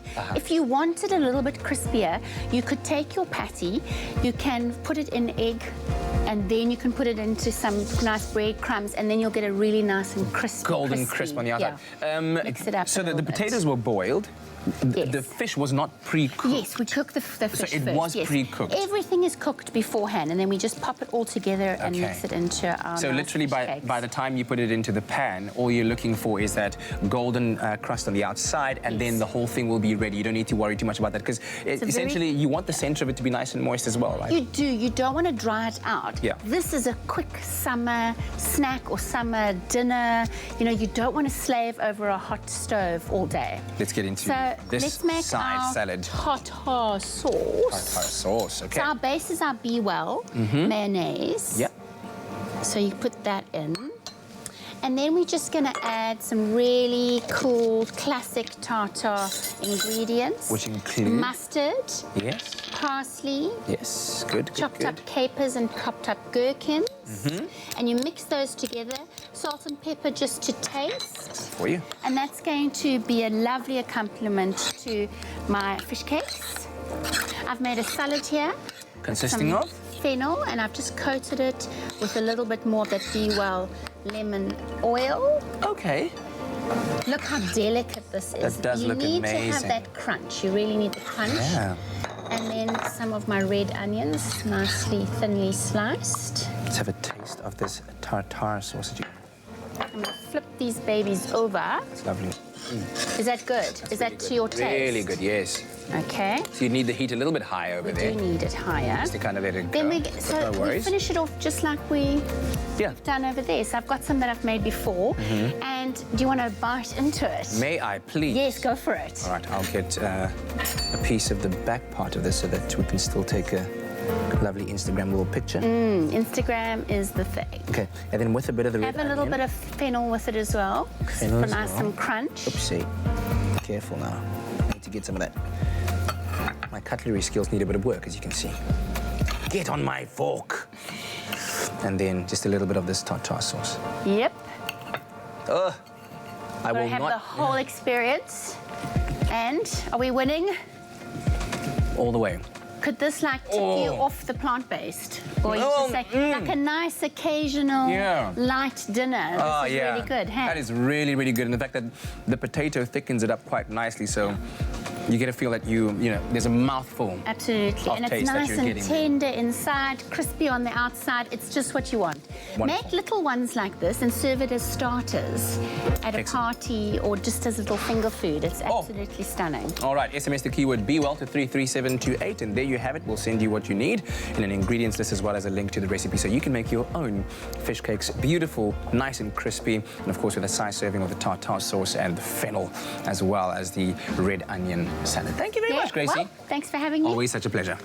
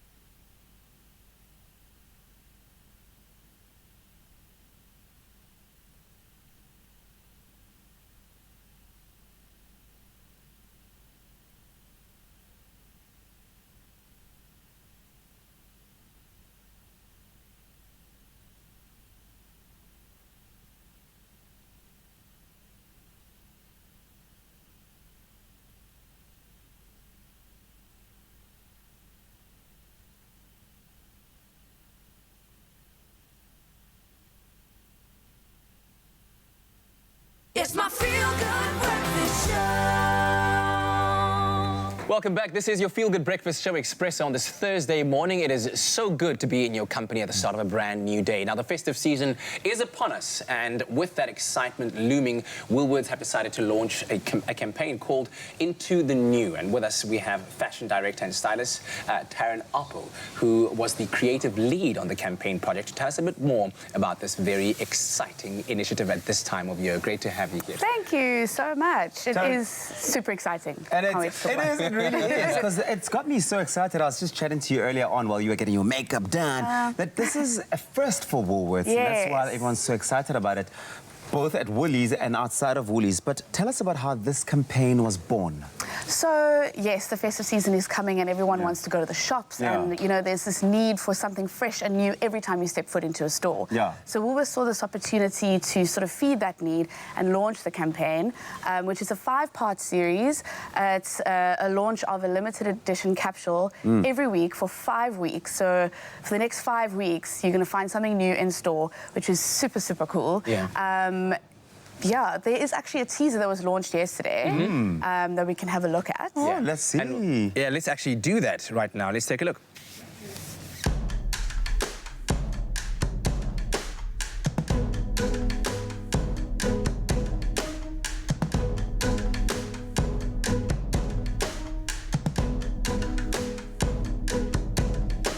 So five compelling stories about style and life as well. Beautiful stuff. Tell us about the 5 individuals that you've selected to feature and why their stories have been selected to represent each of these capsules. Yes, so obviously they wanted to be, the idea was to have a sort of connection between trendy clothes and a sort of perspective on style and life in these stories of women. Yes. So I don't know if you saw there, we have the phenomenal Zozibini Tunzi, Miss South Africa, who has been an advocate for natural and unique beauty. So she was paired with what we call the glam capsule, which was all about shimmer, glitter, black silks, and it's also talking to confidence. Then we have someone like Chelsea Rose Hart, who's a model and a blogger, so she naturally travels the world, and when she comes home, it's that familiar feeling that she really connects to. And so she was paired with the white capsule, which is a familiar trend to most. It's almost like a blank canvas and a fresh start, and that familiarity is what she feels when she comes back home. Then there's also Naledi Radebe, also known as Lady G, who is an exquisite content creator and socialite at best. So she loves to travel to coastal cities during the holidays. So she was naturally paired with what we called the resort capsule, which is full of, you know, sophisticated silhouettes, pared back black dresses with pops of sort of neon yellow. But you know what? I think I'm telling you a little bit too much. You sold us on the story there. I need to keep some suspense there. It's so intriguing, this entire idea of having a capsule, and it's beautiful because you are guiding the way we approach looks in different ways and for different settings. But when can we expect the first one to drop? So the first one is actually dropping really soon on the 25th of November online and officially in store on the 27th of November. So I'm really, really excited for the first one to drop. It was such a great experience working on a campaign with obviously these phenomenal women, very talented photographers, videographers, writers, stylists. So yes, just keep your eye on social media, and it's all about to unfold. Well, congratulations. And riddles, and yes, congratulations. But okay, are you going to at least tell us what the first capsule is going to be, or must we go in store to find out? I'll give you a hint. Okay. It's called Femmutility, and it's all about a contrast between feminine florals and utilitarian structure. Wow. Let that speak to your inner stylista and fashionista. Thanks so much, Taryn. Well, you did hear it here first. Into the New will be launching really, really soon, and Taryn will be back next week to talk more about the first capsule's launch, along with some style tips to get you inspired to shop at Woolworths.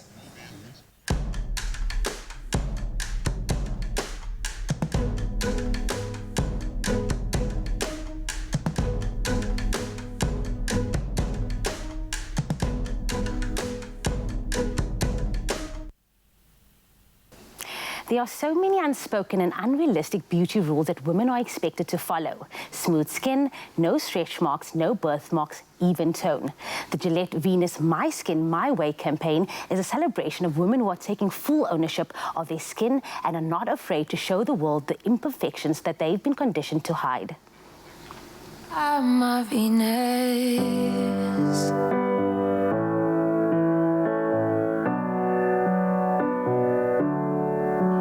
She's got it, baby, she's got it. I'm a Venus, I'm my fire, my desire.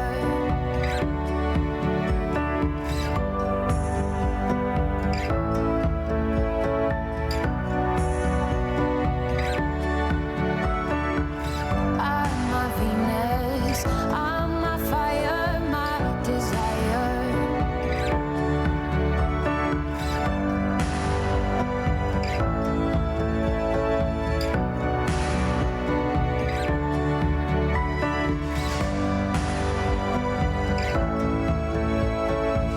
I'm a Venus. Amazing. Oh, what an incredible campaign. Now, my guest today is Marcel Eckstein, who is the South African brand manager for Gillette Venus.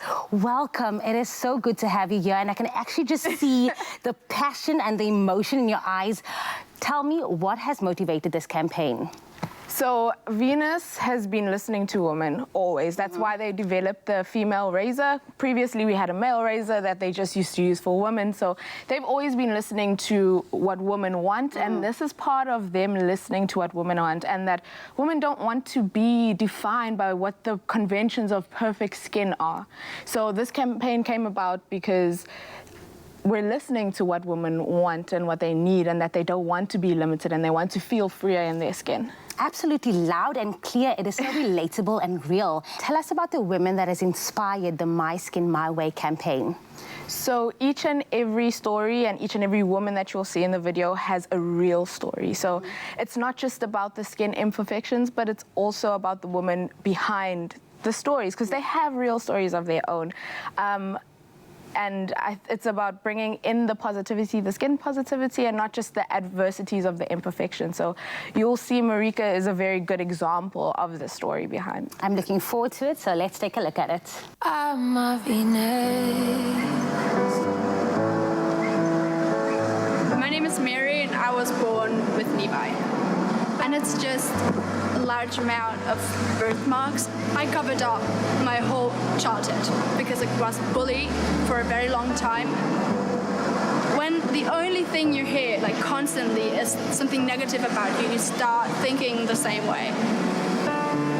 When I gave birth to my son, that's kind of where I started to get more self-aware and self-loving.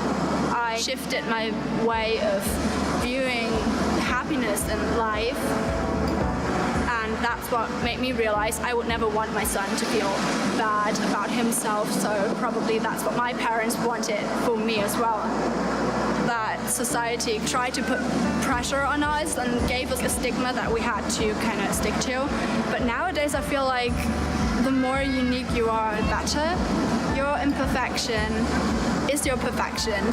Every skin is beautiful. It's just so amazing to see how different we are. I was born like this, and I'm owning it. There's no me without my skin.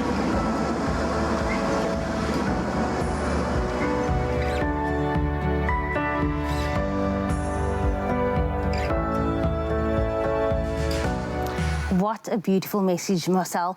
What message would you like women to take away from this campaign? So we want women to be inspired. We want them to feel freer and confident and to be who they are in their skin. So the hashtag My Skin, My Way campaign, just to be inspired and to feel proud of who they are in their own skin. Absolutely, and unapologetically so, because it really is. It's about being true to yourself and just owning that, you know. Yes. So thank you so much. And the moral of this My Skin, My Way campaign, that there is no one way to have beautiful skin or to show it. Tune in next week to find out more about this inspirational campaign and learn to love the skin you're in.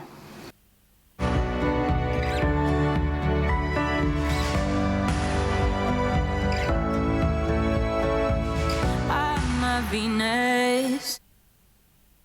Listen, I'm very excited at this very moment right now. Christelle is here along with her cast members of A Christmas Carol that is being put on by the Cape Town Ballet alongside the Playhouse Opera Theatre. And you'll be telling us about the show a little bit later on. But in order to get us all in the mood, Tabzi, I know that you used to do ballet back in the day.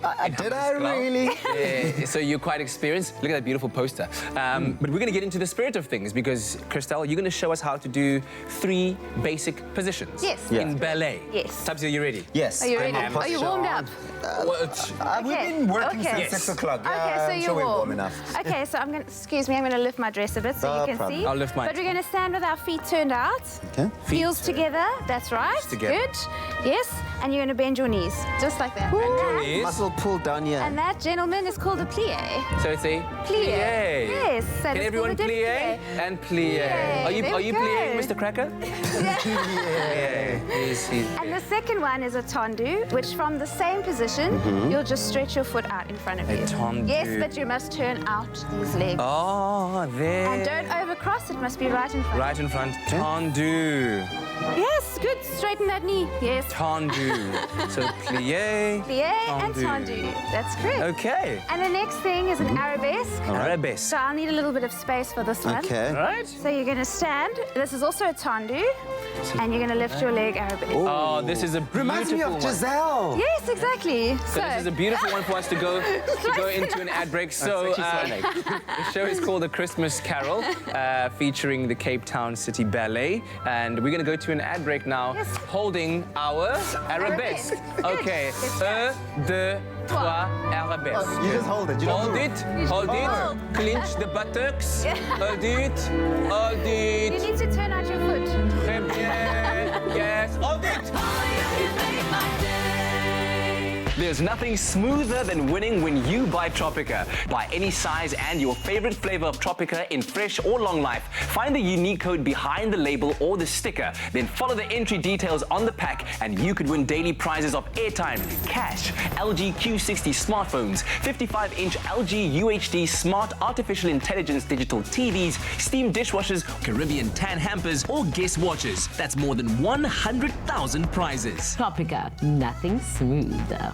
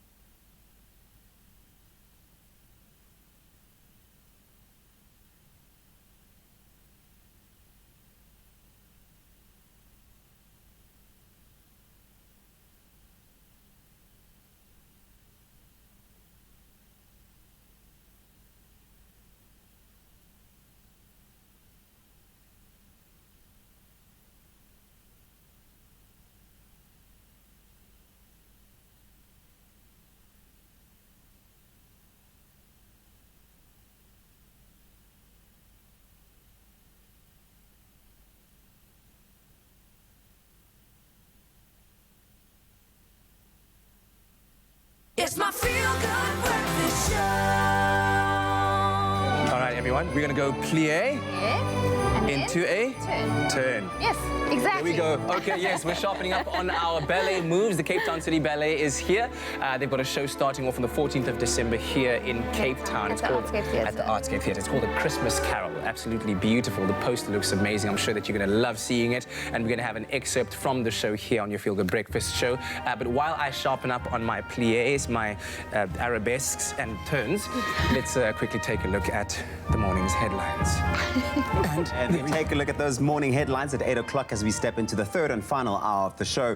The National Prosecuting Authority, the NPA, yesterday confirmed that it was ready to prosecute those implicated in the Gruyere Dairy Farm scandal, but said that there was no court date scheduled yet. At least 200 million rand in public funds meant for emerging black farmers in the Free State town allegedly flowed to Estina, a company with links to the Gupta family. The NPA's investigative directorate head, Advocate Hermione Cronje, engineer, said that the lost evidence would be handed to her office before the end of the month. 24 suspected poachers were arrested on and around historic Robben Island this week after the skippers of boats waiting for them spotted patrol vessels and left them behind.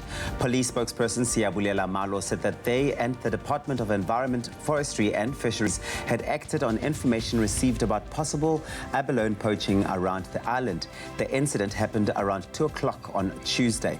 The suspects, aged between 21 and 50, hail from Hermanus, Hout Bay, Kleinmond and Grassy Park. They are expected to appear in the Cape Town Magistrates Court today.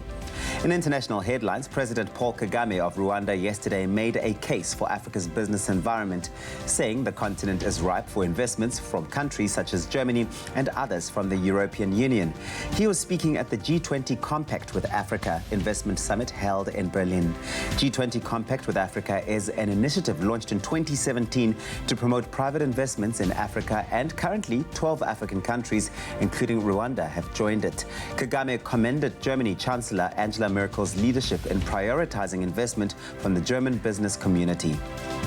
Donor governments and philanthropists have pledged $2.6 billion to help fund a worldwide polio eradication plan that has taken decades to reach what global health specialists say is now the last mile. The funding, almost half of which came in a single donation from the Bill and Melinda Gates Foundation, will be used to immunize 450 million children against polio each year, the World Health Organization said in a statement. The organization added that the Global Polio Eradication Initiative is coming ever closer to achieving a polio-free world. And finally, earlier this year, Trevor Noah, wearing a bold printed blazer, presented comedy great Dave Chappelle with a Grammy in New York. 1 year later, the South African comedian and host of The Daily Show in the United States of America has been nominated for a Grammy Award in the category Best Comedy Album. A comedy album is a recording of a live stand-up set, and Noah is nominated for Trevor Noah, Son of Patricia, alongside comedians Jim Gaffigan, Ellen DeGeneres, Aziz Ansari and Dave Chappelle. The Grammy ceremony will take place in Los Angeles on the 26th of January next year. And oh yes, Patricia is, of course, Trevor's mum. That's where we leave it for this morning. Here's Kat with a final look at your sports.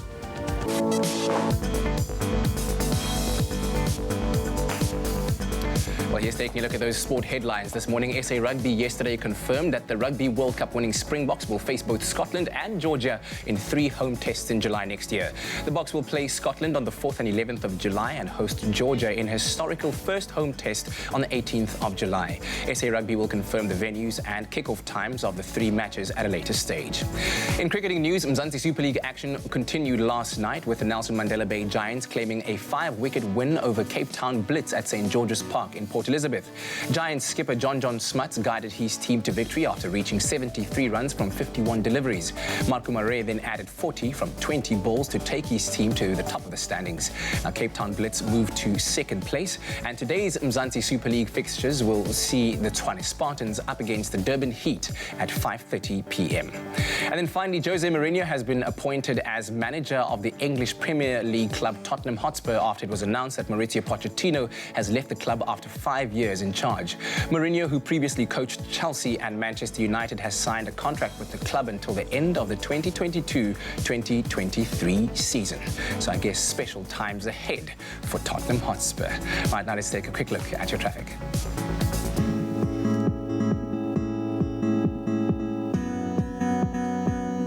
Thank you so much, Kat. Let's take a final look at what's happening on the roads. Now in Gauteng Centurion on the N14 highway, there's been an accident after the R55 on-ramp. The center lane is currently obstructed and causing delays towards Pretoria, so please keep a lookout for this. In the Western Cape Mowbray, there has been an accident on the M3 inbound before Hospital Bend, and the traffic is bumper to bumper from Newlands, so please be patient on the roads this morning. And on the Metro Rail Central line, there's a overhead power failure between Langa impacting the Chris Hani and Captain's Clip train service, so commuters are advised to use an alternative mode of transport to and from Cape Town. That was a final look at what's happening on the roads. Let's take a look at what's happening on the weather.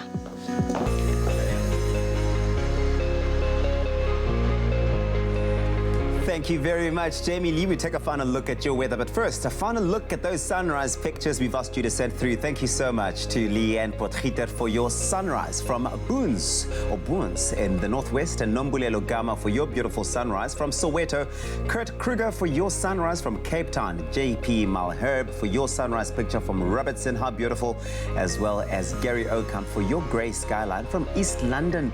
Lastly, Alan Rudnicki for your spectacular skyline from Stellenbosch.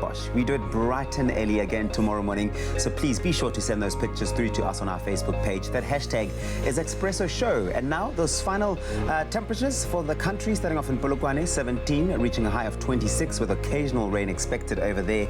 And if you're out in Mbombela, a couple of showers are expected in your zone, 20, that's your low, reaching a high of 28. And if you're out in the capital city, Pretoria, thunderstorms, 17, that's your low, reaching a high of 25. And Johannesburg starts off at 15, peaking at 24 degrees. Times of sun and thunder showers over there, with Mahikeng also expecting some thunderstorms today, 18, reaching a high of 28. If you're out in Klerksdorp, expect occasional rain here and there, 17, reaching a high of 28, with Kimberley starting off at 18 and peaking at 32 degrees. Bloemfontein, your temperatures today, 15, that's your low, reaching a high of 30, with heavy rainfall expected for Richards Bay, 20, peaking at 28. Pietermaritzburg, expect a light drizzle today, 15, reaching a high of 27, with Durban starting off at 20 and climbing up all the way to temperatures of 25 degrees. Mthatha, 10, reaching a high of 28.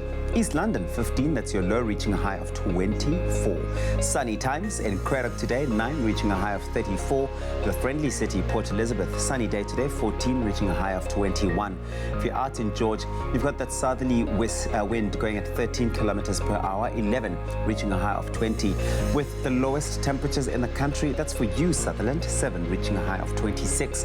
The Mother City, Cape Town, 14 and 21. Sunny Worcester starts off at 10, reaching a high of 30.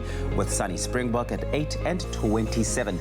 If you're out in Uppington, today you have the highest temperatures in the country. It's a sunny day, 18, that's your low, reaching a high of 36. And that's where we leave it for the morning.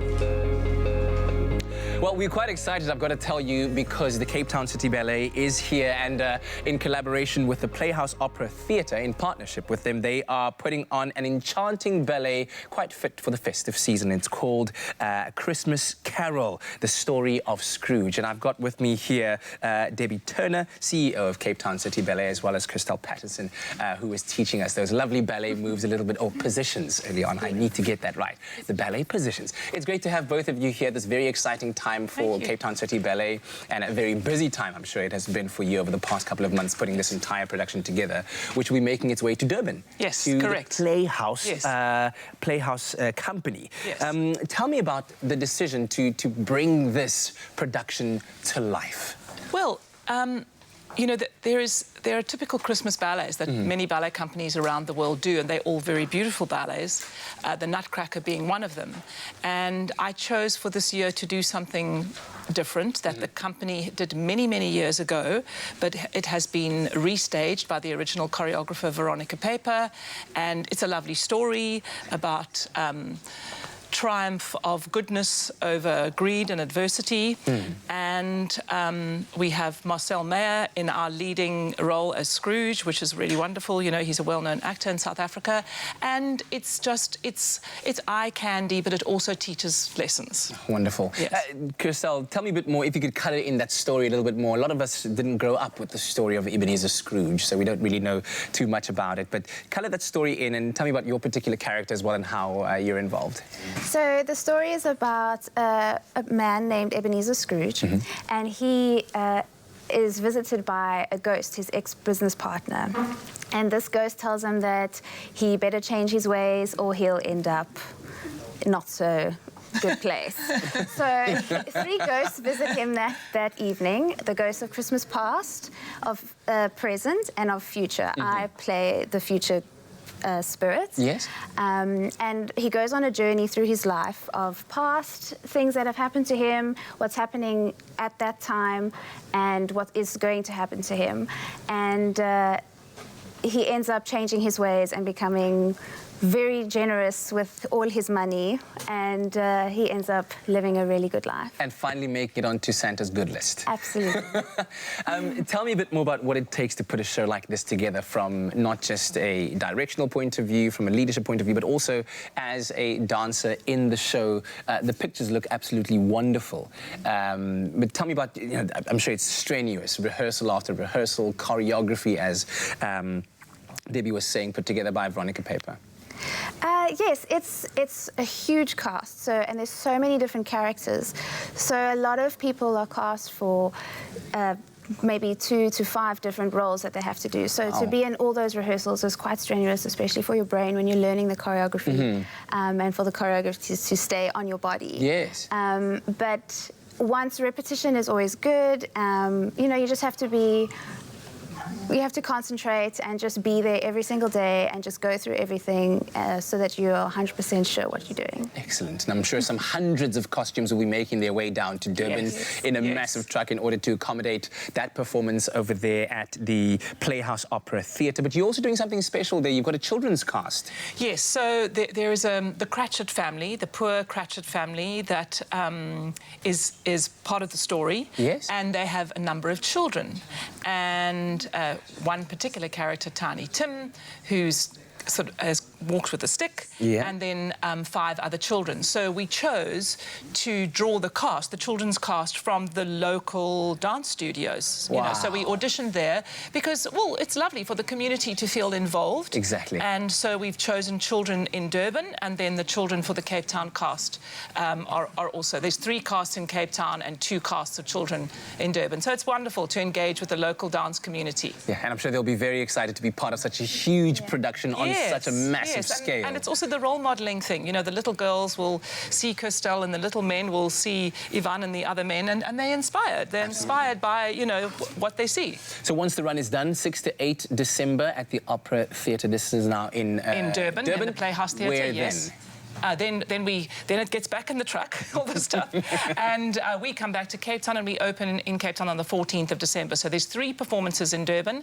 It's the first time and under my directorship that the company is working in this beautiful theatre that I remember from a child, when I was a child, and it's a wonderful collaboration of the Durban Playhouse and of Cape Town City Ballet, and we hope that it happens many more times. Excellent. Great to have had you here. Looking forward to that little performance a bit later on. But do book your tickets for the Durban run. The tickets are available at Web Tickets, and the show is called A Christmas Carol, the story of Scrooge. And of course, when it comes down to Cape Town, back to Cape Town from the 14th of December, CompuTicket is where you will be booking your tickets.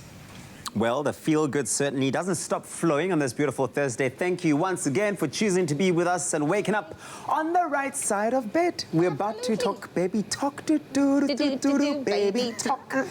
So this morning we're talking about disciplining techniques, how to discipline your babies. You've just had a baby. Yours is 10 months old. 10 months, yes. How do you discipline your baby? I look at him so like, Muni.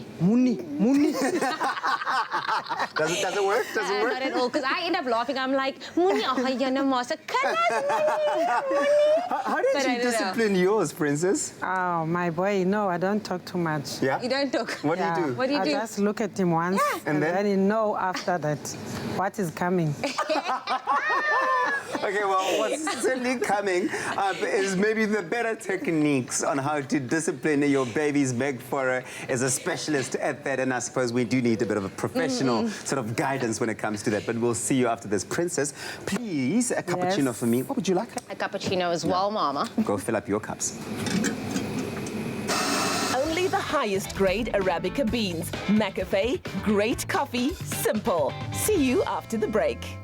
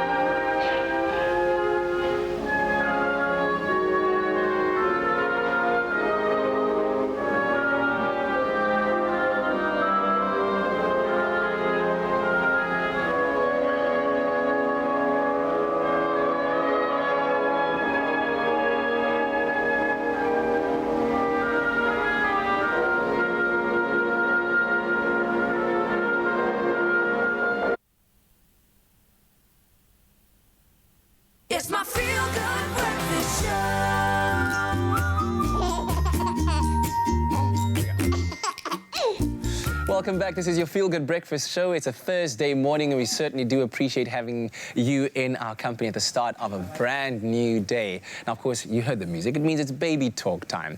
And we all know there comes a time in your parenting journey where discipline needs to be introduced. And toddlers are notorious for challenging behavior and their tantrums. Many 6 to 12-month-olds start to develop an opinion on things. They protest having things taken away or keep doing things after being told, no, you can't do that. And so on today's Baby Talk, we're joined by occupational therapist Meg Fora, who has promised to ease the minds of many parents struggling to figure out what the best methods for discipline are, which is great to have you here. And I was saying earlier on to you, it seems that every single week on Baby Talk, you talk about things that are happening in our parenting life at home as well. Because right now, for little Phoenix, no has become an option. Yep, and he's using it. When it comes to food and what he wants to eat, what he wants to do, whether he wants to come to you or not when you call him, he can say, oh no. I know. Things like that are now on our thing. I think it's different for me because whenever we win this topic, I'm always like, I'm going to get there. So now I'm actually at the part where it's 6 to 12 months and I'm in that heart of it. Yeah. So I really want to know, define discipline for us and what are good methods of teaching discipline? Yeah, so I think the main kind of focus of discipline, the main goal should be to coach our little ones or train them so that when they're not with us, they're actually being socially acceptable and they are not a danger to themselves and they're not going to hurt someone else. So that's the broad kind of goal of discipline. And it's a lot about coaching and training them and really kind of putting those words in their head so that when you're not there saying the word, don't stick your fingers in the plug hole, that it actually is something that they can say in their own mind. And that's really what discipline is all about. Yeah. What are some of the typical challenges that parents face at each stage of introducing, implementing and practicing discipline? Yeah, so I mean, definitely the first thing is that, I mean, the first stage that happens under 12 months of age, which you might be going through, Jamie Lee, is like they don't like to lie on their back to have their nappies changed. Or, you know, is he doing that all the time? Yeah. So, all the time. So that's a really... So the kicks are now just... So that's actually a really good one I want to point out because that's actually developmentally a very appropriate thing. And in actual fact, as OTs, if a baby doesn't protest being on their back to have their nappy changed, we would think that there was a problem. So in actual fact, this is a normal stage of development. So some of the stuff that irritates us, like for instance that, is actually stuff that we don't want to extinguish or get rid of. It's just stuff that is a bit of a hassle for us, but it's not going to ultimately create a lifelong challenge for them. Yeah. Going into the toddler years, though, there can be things that really can be an issue, like biting a little friend or saying no when you want them to, for instance, stay in their bed in the evening when it's bedtime. Those are discipline issues that really crop up in the toddler years that are tricky for us as parents. Yeah.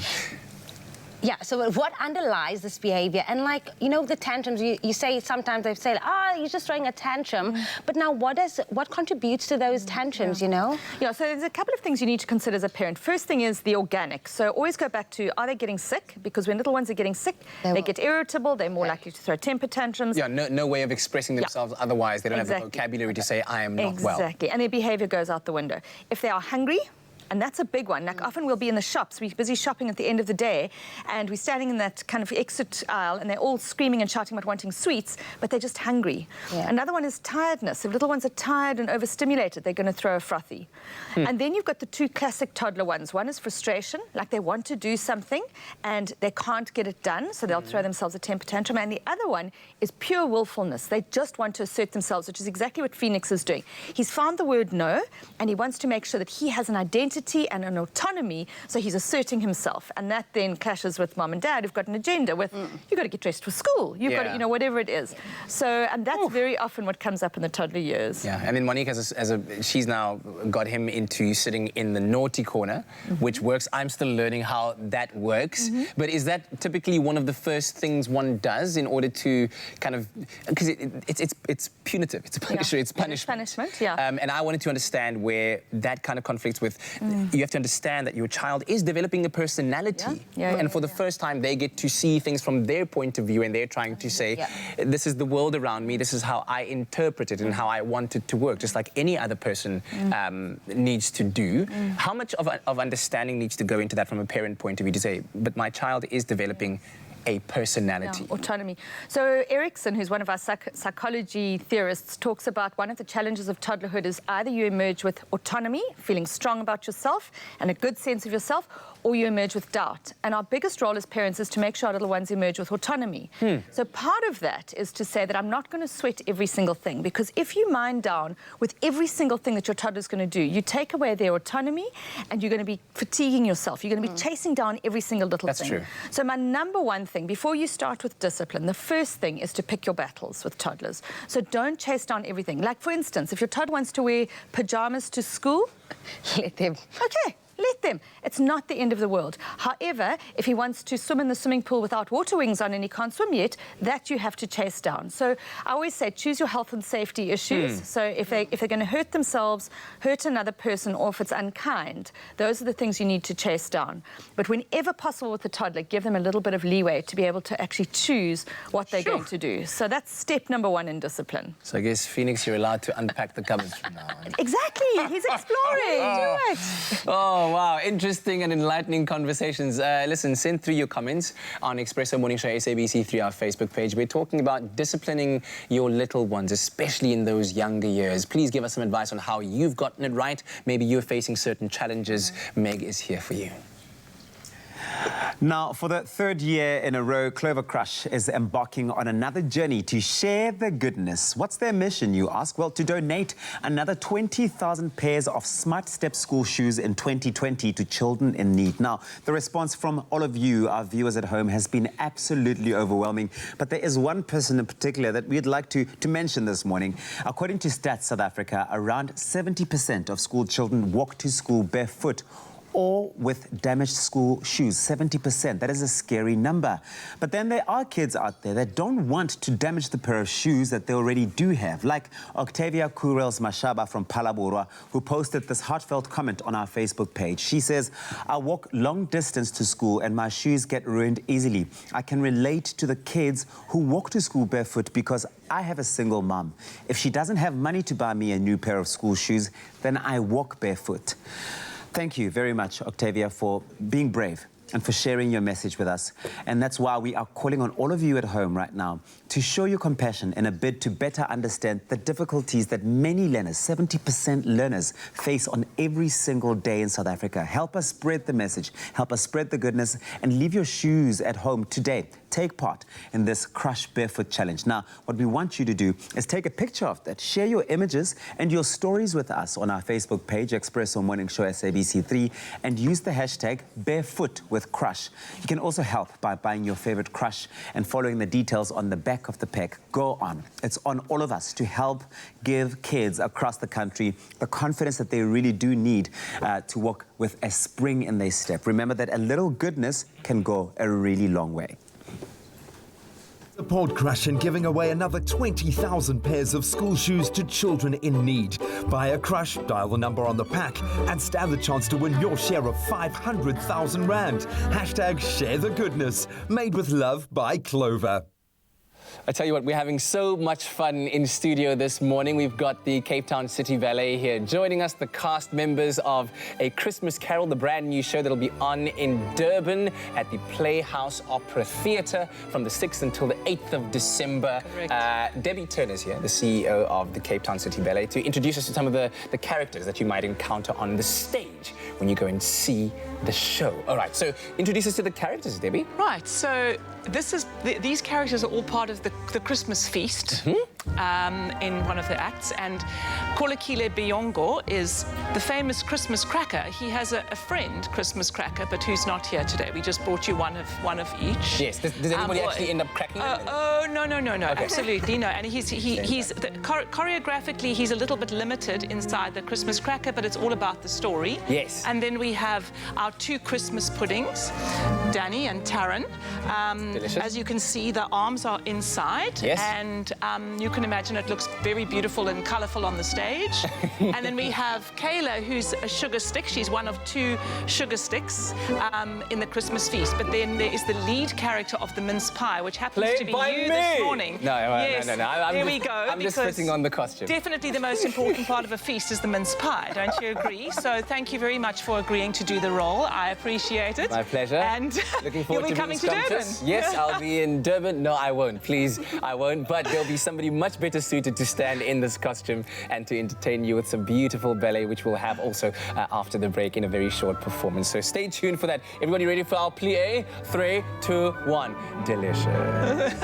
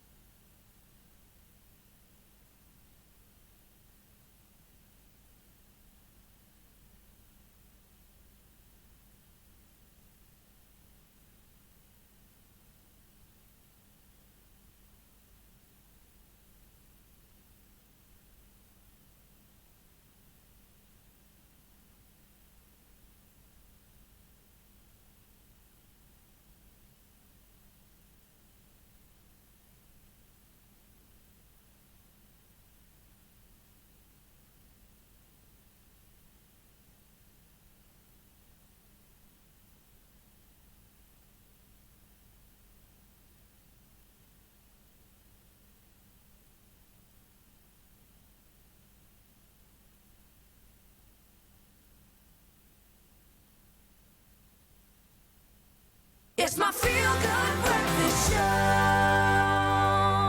Welcome back to your Feel Good Breakfast Show. It is indeed a Thursday, and that means fashion. Now, balmy summer days and nights are the perfect setting for dressing up while still feeling relaxed with a selection of glam resort-inspired styles. Now, joining us in studio is fashion stylist, our favorite, Taryn Oppel, to take us through some of the pieces that will instantly give your summer style the sophistication it needs. Now, whether out and about locally or enjoying sundowners, beachside, or traveling abroad to a luxury resort.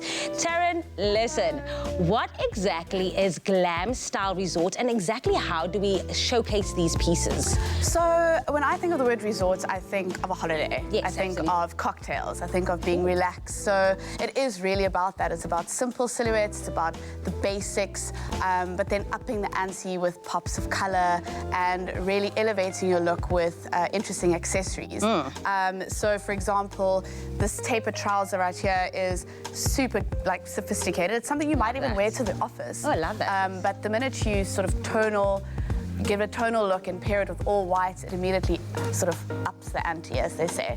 I also love the idea of prints that sort of match your surroundings, whether it's at a sort of luxury palmy resort or even at a game reserve, you know, with the zebra print. And then, yeah, just looking to sophisticated pairings. That, to me, is what Glam Resort is all about. I love it.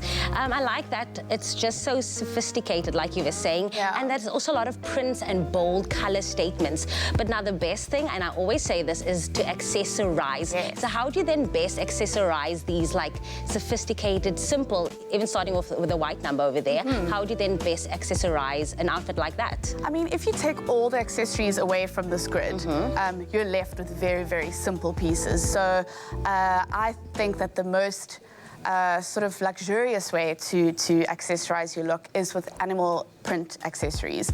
It immediately sort of exudes luxury. So this bag, for example, really does allow that outfit to pop. You can even tie a snake print silk scarf in your hair, or, you know, a summer flat, as simple as a summer flat with a printed sort of snake skin finish is what really then elevates your look. I also love the idea of the pops of color on color, big sort of luxurious straw hats. And if you're not really into snake skin printed accessories.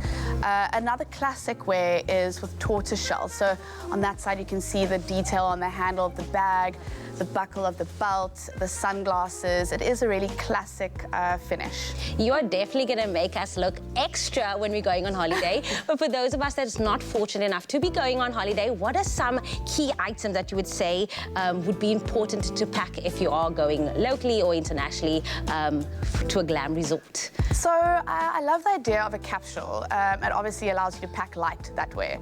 So it's thinking about pieces that you can mix and match. So like your beautiful skirt you're wearing now, simply paired with a basic like a vest, that's what you'd be putting in there. You'd have your vest, then you'd have two bottoms, maybe your trouser, your shorts.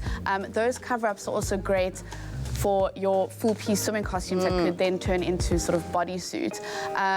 Having, well, 3 dresses maximum, just like here. There's a printed version and a slinky slip style, and then just a bold maxi color. And then on the end is what you might think is a very, very simple t-shirt dress, but the color is a statement on its own, and the fabric is of such great quality that it does sort of read sophisticated. Listen, I'm ready to go on that glam resort because now you're just packing it everything in, pack it all in. I'm obsessed with it. Now, I don't know about you at home, but I'm most excited and ready to stock up on the perfect pieces to build my sundowners look just in time for summer. Now, you too can get this glam resort look at your nearest Woolworths store, shop it online or on the Woolworths app. All right, so the feel good continues, and I feel good, and I'll tell you why. Because yesterday, after the show, this is me, right? Done with the show, get out of my work clothes into my home clothes, and I'm scrolling through social media, and I found this comment, all right, that came through from Yolanda Adida, asking where my socks are. So the question was, Tabiso, where are your socks? Laughing emoji on there. So firstly, it's a summer look, so don't hate, okay? I deliberately went for secret socks. But to keep you happy, because I want to keep you happy all the time, I went to get myself some socks. Check them out.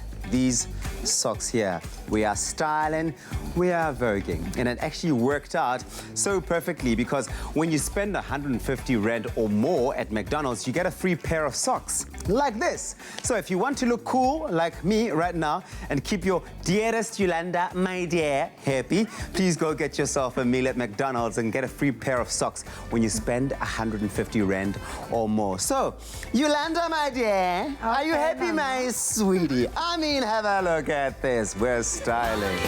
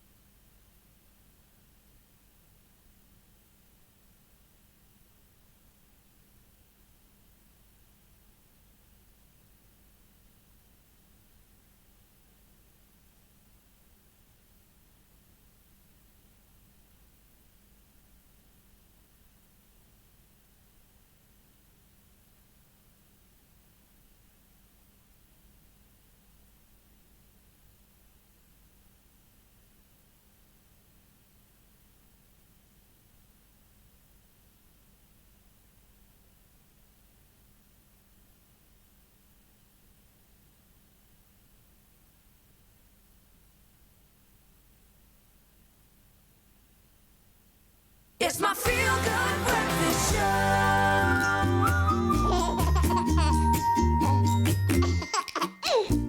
Welcome back to your Feel Good Breakfast Show. As you heard that sound, we are talking baby talk. Now, this morning's chat is all about discipline and how rather to enforce it. Now, of course, our friend Meg Fourie is here to discuss more and maybe just give us a bit more tips on how we can manage discipline. So it's always the interesting thing, especially when you say, like, how do we enforce discipline versus introducing it, implementing it and practicing it. I'm trying to get more along those lines of thinking because discipline in this day and age has changed quite a lot versus how our parents and their parents raised them earlier on. But before we get into the meat of it all, let's take a look at this comment that came through from Marlies Meyer, who says, "Morning, I have a 2-year-old. I'm doing everything, even the naughty corner. She throws the worst tantrums. I also have a 6-month-old. What can I do to try to understand her and get her to stop her tantrums? I really can't go anywhere with my 2-year-old.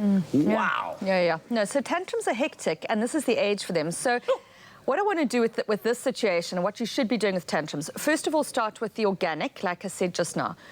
Is she hungry? Is she tired? Is she overstimulated? That's where you start with tantrums.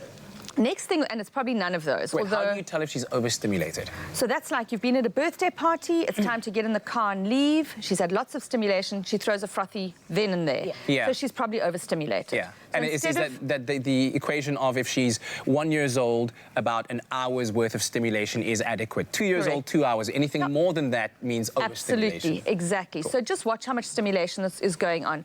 Watch that she's not hungry, watch that she's not tired. So with her toddler, a 2-year-old must still be having her day sleep, so make sure she's having her day sleep. So you take care of all of that.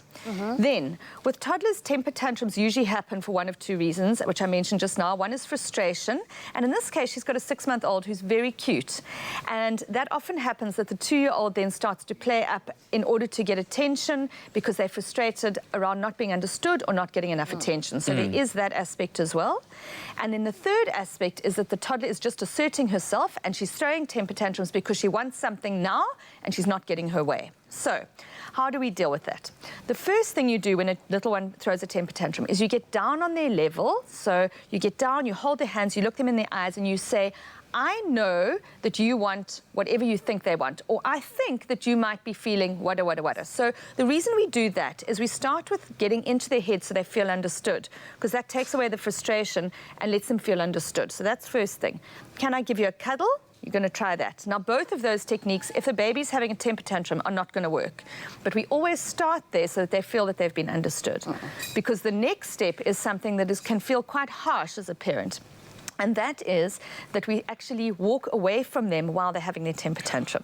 So let me explain why that works. So when you're having a temper tantrum, your emotions are very high and you are having a huge amount of there's almost a fire going on. So if a mom or dad responds with love and cuddles or with putting him in the naughty corner, what ends up happening is that you kind of fuel that fire because you're giving it attention. But when you walk away from that fire, it's almost like you take the oxygen out of the situation, oxygen away from the fire, and the fire settles. And you only have to do this 2 or 3 times for your toddler to understand that they're not going to, A, you're not going to give in, and B, they're not going to get a response. So first try and give them some love and help them to self-regulate. If that doesn't work, then just walk away. And actually one of the things that I use as a technique with my moms in my practice is I say gently to your child, stay there on the floor and walk away. Because now if you're telling them to stay there, that's the last thing they want to hear from you because they're wanting you to respond in a different way. And you only have to do that 1 or 2 times with a temper tantrum for a toddler to work out that actually this is not getting me any further than I want it to be. So that would be my response to temper tantrums. Ooh, lessons of life. Nikki Uber says, I fully agree that you need to give your baby space to discover their person and develop their personality. I think the thing parents need to remember is that it's your job to help your little one to figure out their emotions and how to deal with them effectively. Being new in the world is scary and they learn so many things so quickly. I could be wrong. My son is only 5 months old. Incredible little creatures. is absolutely spot on. And that's why, even with the temper tantrums, your first response is to go in and identify the emotions. Because the biggest part about growing up when you're little is to learn what your emotions feel like. So when I'm throwing myself on the floor, I don't feel that I like myself. I don't love it. And for a parent to come in and be in tune and respond to my emotions is very, very important. So I love what Nikki said. She's spot on.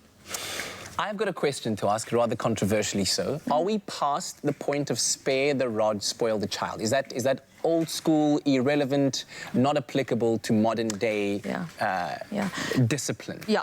We don't talk about hitting children or spanking children, and it's a very important message, Kat, because I think that there are a lot of parents who in frustration resort to hitting their children. Yeah. It is completely counterproductive for a number of reasons, but mainly it's because you can really hurt them. And particularly when you are disciplining your child, or smacking them, shall I say, not disciplining, but when you're smacking your child, you are often doing it in anger. And the problem with that anger is that you can lose control, and that's very dangerous. So what we rather talk about now is using timeout. You mentioned it earlier on, and the other mum mentioned it, the naughty corner. We use timeout for things that when a little one is crossing a health and safety boundary. They're going to hurt themselves, they're hurting somebody else, or they're being very unkind. And there you should have a naughty corner, or we actually call it the peace cushion. I have a business called Play Sense, and we use the word the peace cushion. And when they are throwing sufficient of a temper tantrum that they're going to hurt themselves, or when they are going to really hurt themselves by doing something or biting another friend, for instance, then you've given them a choice. So either you say sorry to your friend or you go to the peace cushion. You can then use it. And then if you're going to use that for discipline, the rule of thumb is 1 minute per year of their age. So, for instance, if they're 2 years old, it's 2 minutes. If they're 3 years old, it's 3 minutes at a stretch, and it's always in a specific place. And please try and not do it in anger. So don't say, no, you're going to the corner. You say, come now, you've done this. You either say sorry or you're going to the naughty corner, or whatever you want to call it. So it's done in a controlled manner. And please, definitely no hitting of children. It's not, Meg, not I okay. wish we had 3 more hours just to chat to you about this, because it seems like the process of instilling discipline in a child is as much a learning process for the parent as it is for the child at the end of the day. You can follow Meg at Meg4 on social media. Throw all your questions her way. I'm sure she'd love to engage with you and teach you about the field that she is expert in. Thank you very much. Pleasure, Kat. Thanks. Oh, absolutely insightful. And we're bringing it back to the kitchen, and we are totally excited to do so, and equally excited to introduce you to a brand new Clover product in studio today. And when they launch a new product, they launch a new product. It's the Clover butter oil. It's a blend of sunflower and butter oil. So this means it's great for 2-in-1 product. Perfect for cooking. You can fry with it. You can even bake with it.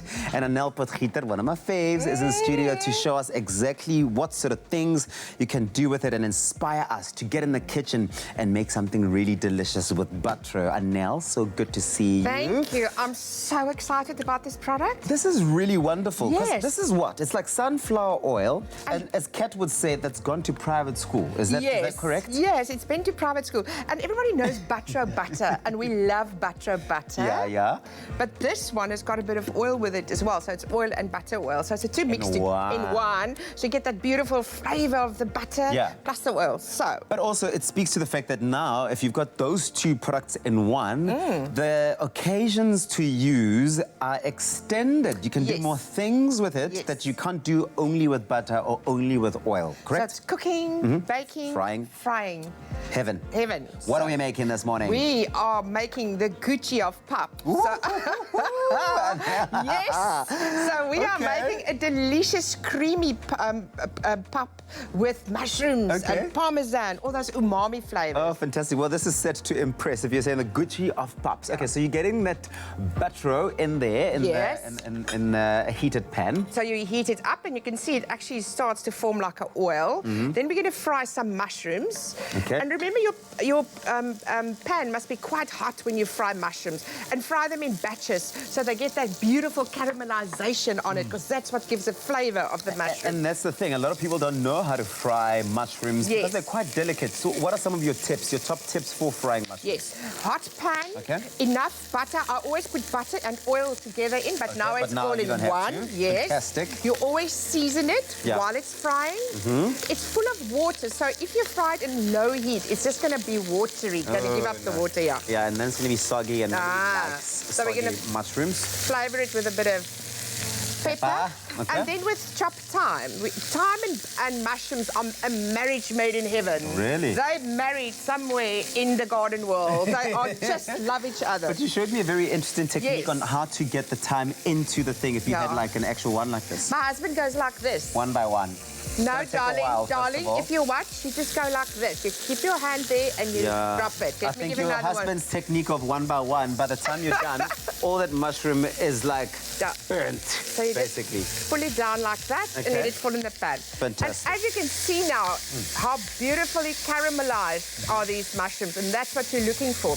And with a butter, it's going to give it that rich, beautiful butter taste. But also I can already smell the flavor, the thyme infusion is coming through. Well, if you want the recipe to this sent to your phone, SMS Clover to 33728 will send you a link to the recipe. Get your hands on it right now. Clover to 33728. Now you're going to add some stock. Yeah, we're going to make the pap now. Some equal amounts of stock. This is vegetable stock, but you can use chicken stock, beef stock, whatever you feel like. Okay, which one is this one that you're using? This is vegetable stock. Vegetable stock, yeah. So this whole dish is a vegetarian dish. Yes, because we're meat-free today and this week, this entire week, we've been getting into that meat-free world.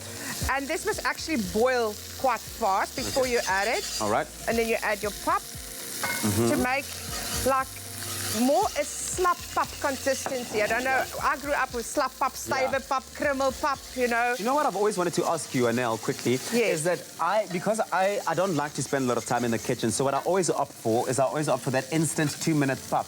Would you recommend that I use that for this sort of dish? Yes, you can. You can. Definitely you can. Yeah? But I don't think it's got the same flavor. Okay. I'm sorry for that. I will always add. But I think if you add the parmesan and the mushrooms, you can do that. Okay, cool. So our mushrooms is beautifully caramelized. Our pap is going. You're just mixing the pap together there. What do you want? I'm going to be clever. I'm going to add a bit of butter in here because that's going to add that buttery flavor Okay, well, just in case you missed it, let me tell you all about butter. Of course, it is butter oil, a blend of sunflower and butter oil. It is a mixed use type of product. Yeah. Really allows for occasions in cooking, frying, as well as baking, and it requires no refrigeration. It's got a long shelf life, almost up to 6 months on the shelf, which is absolutely marvelous, right? Marvelous. But listen, if you missed any of the steps that we've taken you through, myself and Anel, even though all I've been doing is just watching and asking questions, here's a quick recap. Clover Fresh Milk is the #1 milk brand in SA, made with love by Clover. Tired of normal pap and relish as a side for the bribe? Then this Clover creamy maize and mushroom might just liven up your plate. Add 2 tablespoons of Clover butter oil to a large pan. Then add 2 cups of sliced mushrooms and saute for 10 to 15 minutes. Then add 3 sprigs of thyme, season to taste, stir and set aside. Next, add 2 cups of vegetable stock and 2 cups of water to a pot. Then add 1 cup of maize meal and stir to combine before whisking in 2 tablespoons of Clover butter oil. Add a cup of grated Parmesan cheese and your sautéed mushrooms and stir to combine one last time. New butter oil is a delicious blend of sunflower and butter oil and is ideal for cooking, frying and baking, giving you that Clover creaminess that you've come to trust. Made with love by Clover. Oh yes, it's brand new and it's made with love by Clover. It's butter, the goodness of sunflower oil mixed with the goodness of butter. A shelf life of up to 180 days.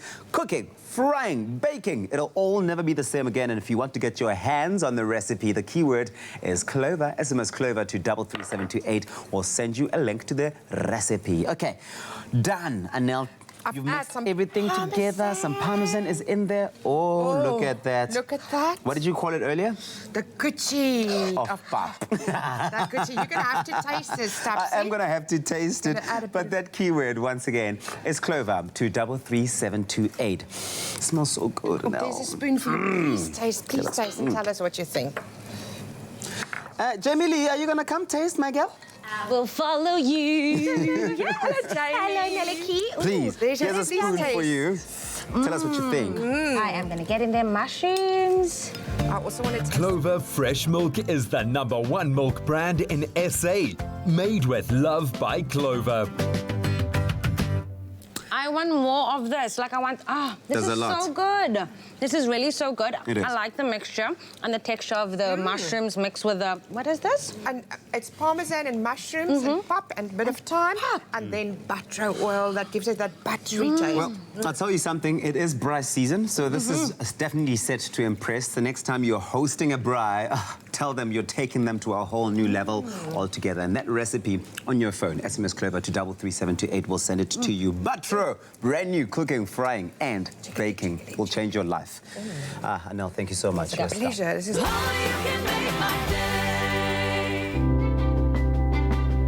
Science reaches for the truth.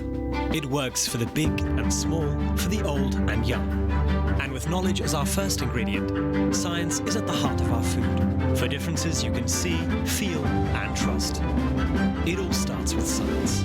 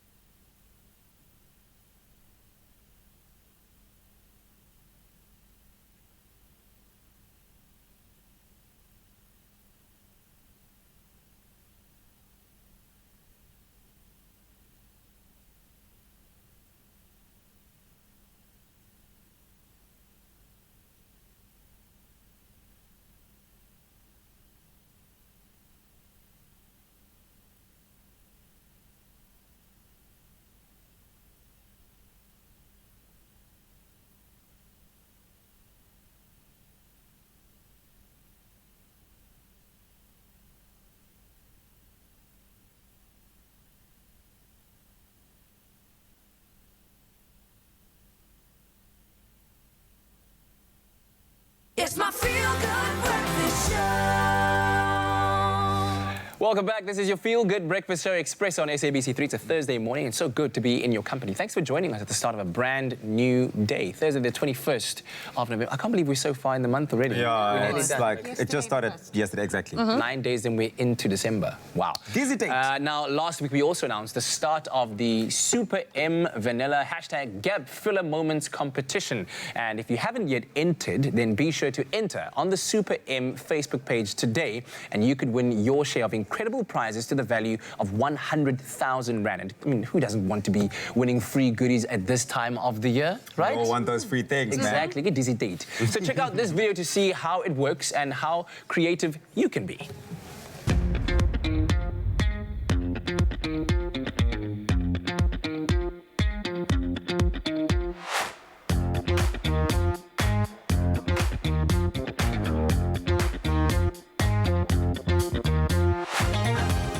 If you think about it, we all find ourselves in moments where we have a gap filler moment. Yeah. Especially when you're in the outdoors. Every single place you go to lends itself to an opportunity to enter this competition. Yeah. You have no excuse. I'd take one like with a view of, you know, they've got those huge frames that frame like table mountains. Yeah, the yellow ones, yeah. So like maybe you could take one like that with the mountain there, like the M and next then to it. the It's like M. mountain. I know. You can do it anywhere. You can do it at the gym. You can do it. Okay. Yeah. At the gym. Maybe that's gym, not maybe? super No. creative. No, but that Maybe like an outdoor gym. Yeah. Maybe when you're in the bus, at the bus stop, waiting for the bus. Yeah, what would you In a add taxi. there though? When the bus is approaching. Wait. Maybe you're going to work and then you're waiting for the train to depart. And like it's got like that metro sign next to it. You just put the metro.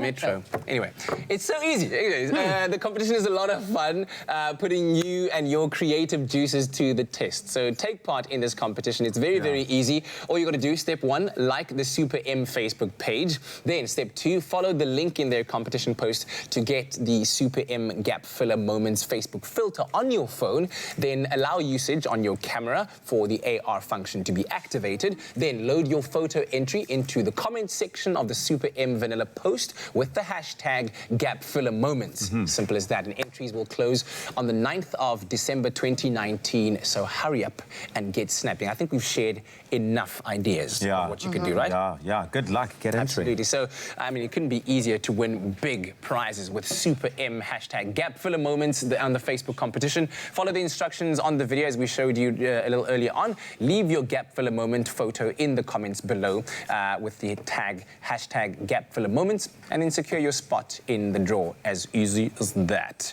But one thing which isn't easy is being a ballet expert. And in case you didn't know, follow me to this side, because the Cape Town City Ballet are putting on a magnificent show in Durban at the Playhouse Opera Theatre. It's called A Christmas Carol, the story of Scrooge. And we've got Christelle, who plays the ghost of Christmas Future. Although in this costume, I'm the fiancé. The fiancé. All right, we've got a little bit of a snippet of a performance from what you can expect when you go and check out the show. The stage is all yours. Own it.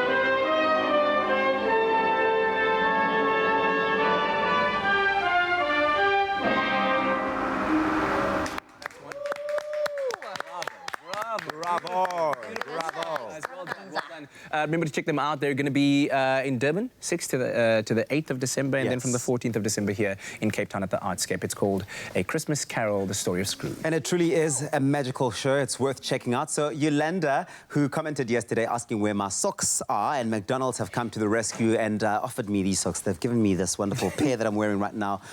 She commented again. She says, happy, happy, happy. Happy days are here. Of course, if you spend 150 Rand or more at McDonald's, you get a free pair of these and you get to be styling. Socks so good, make you want to slap your ankles. Oh, yeah. All right, we're going to take a little longer break until tomorrow. Thanks for joining us. Make someone smile out there. Bye, guys.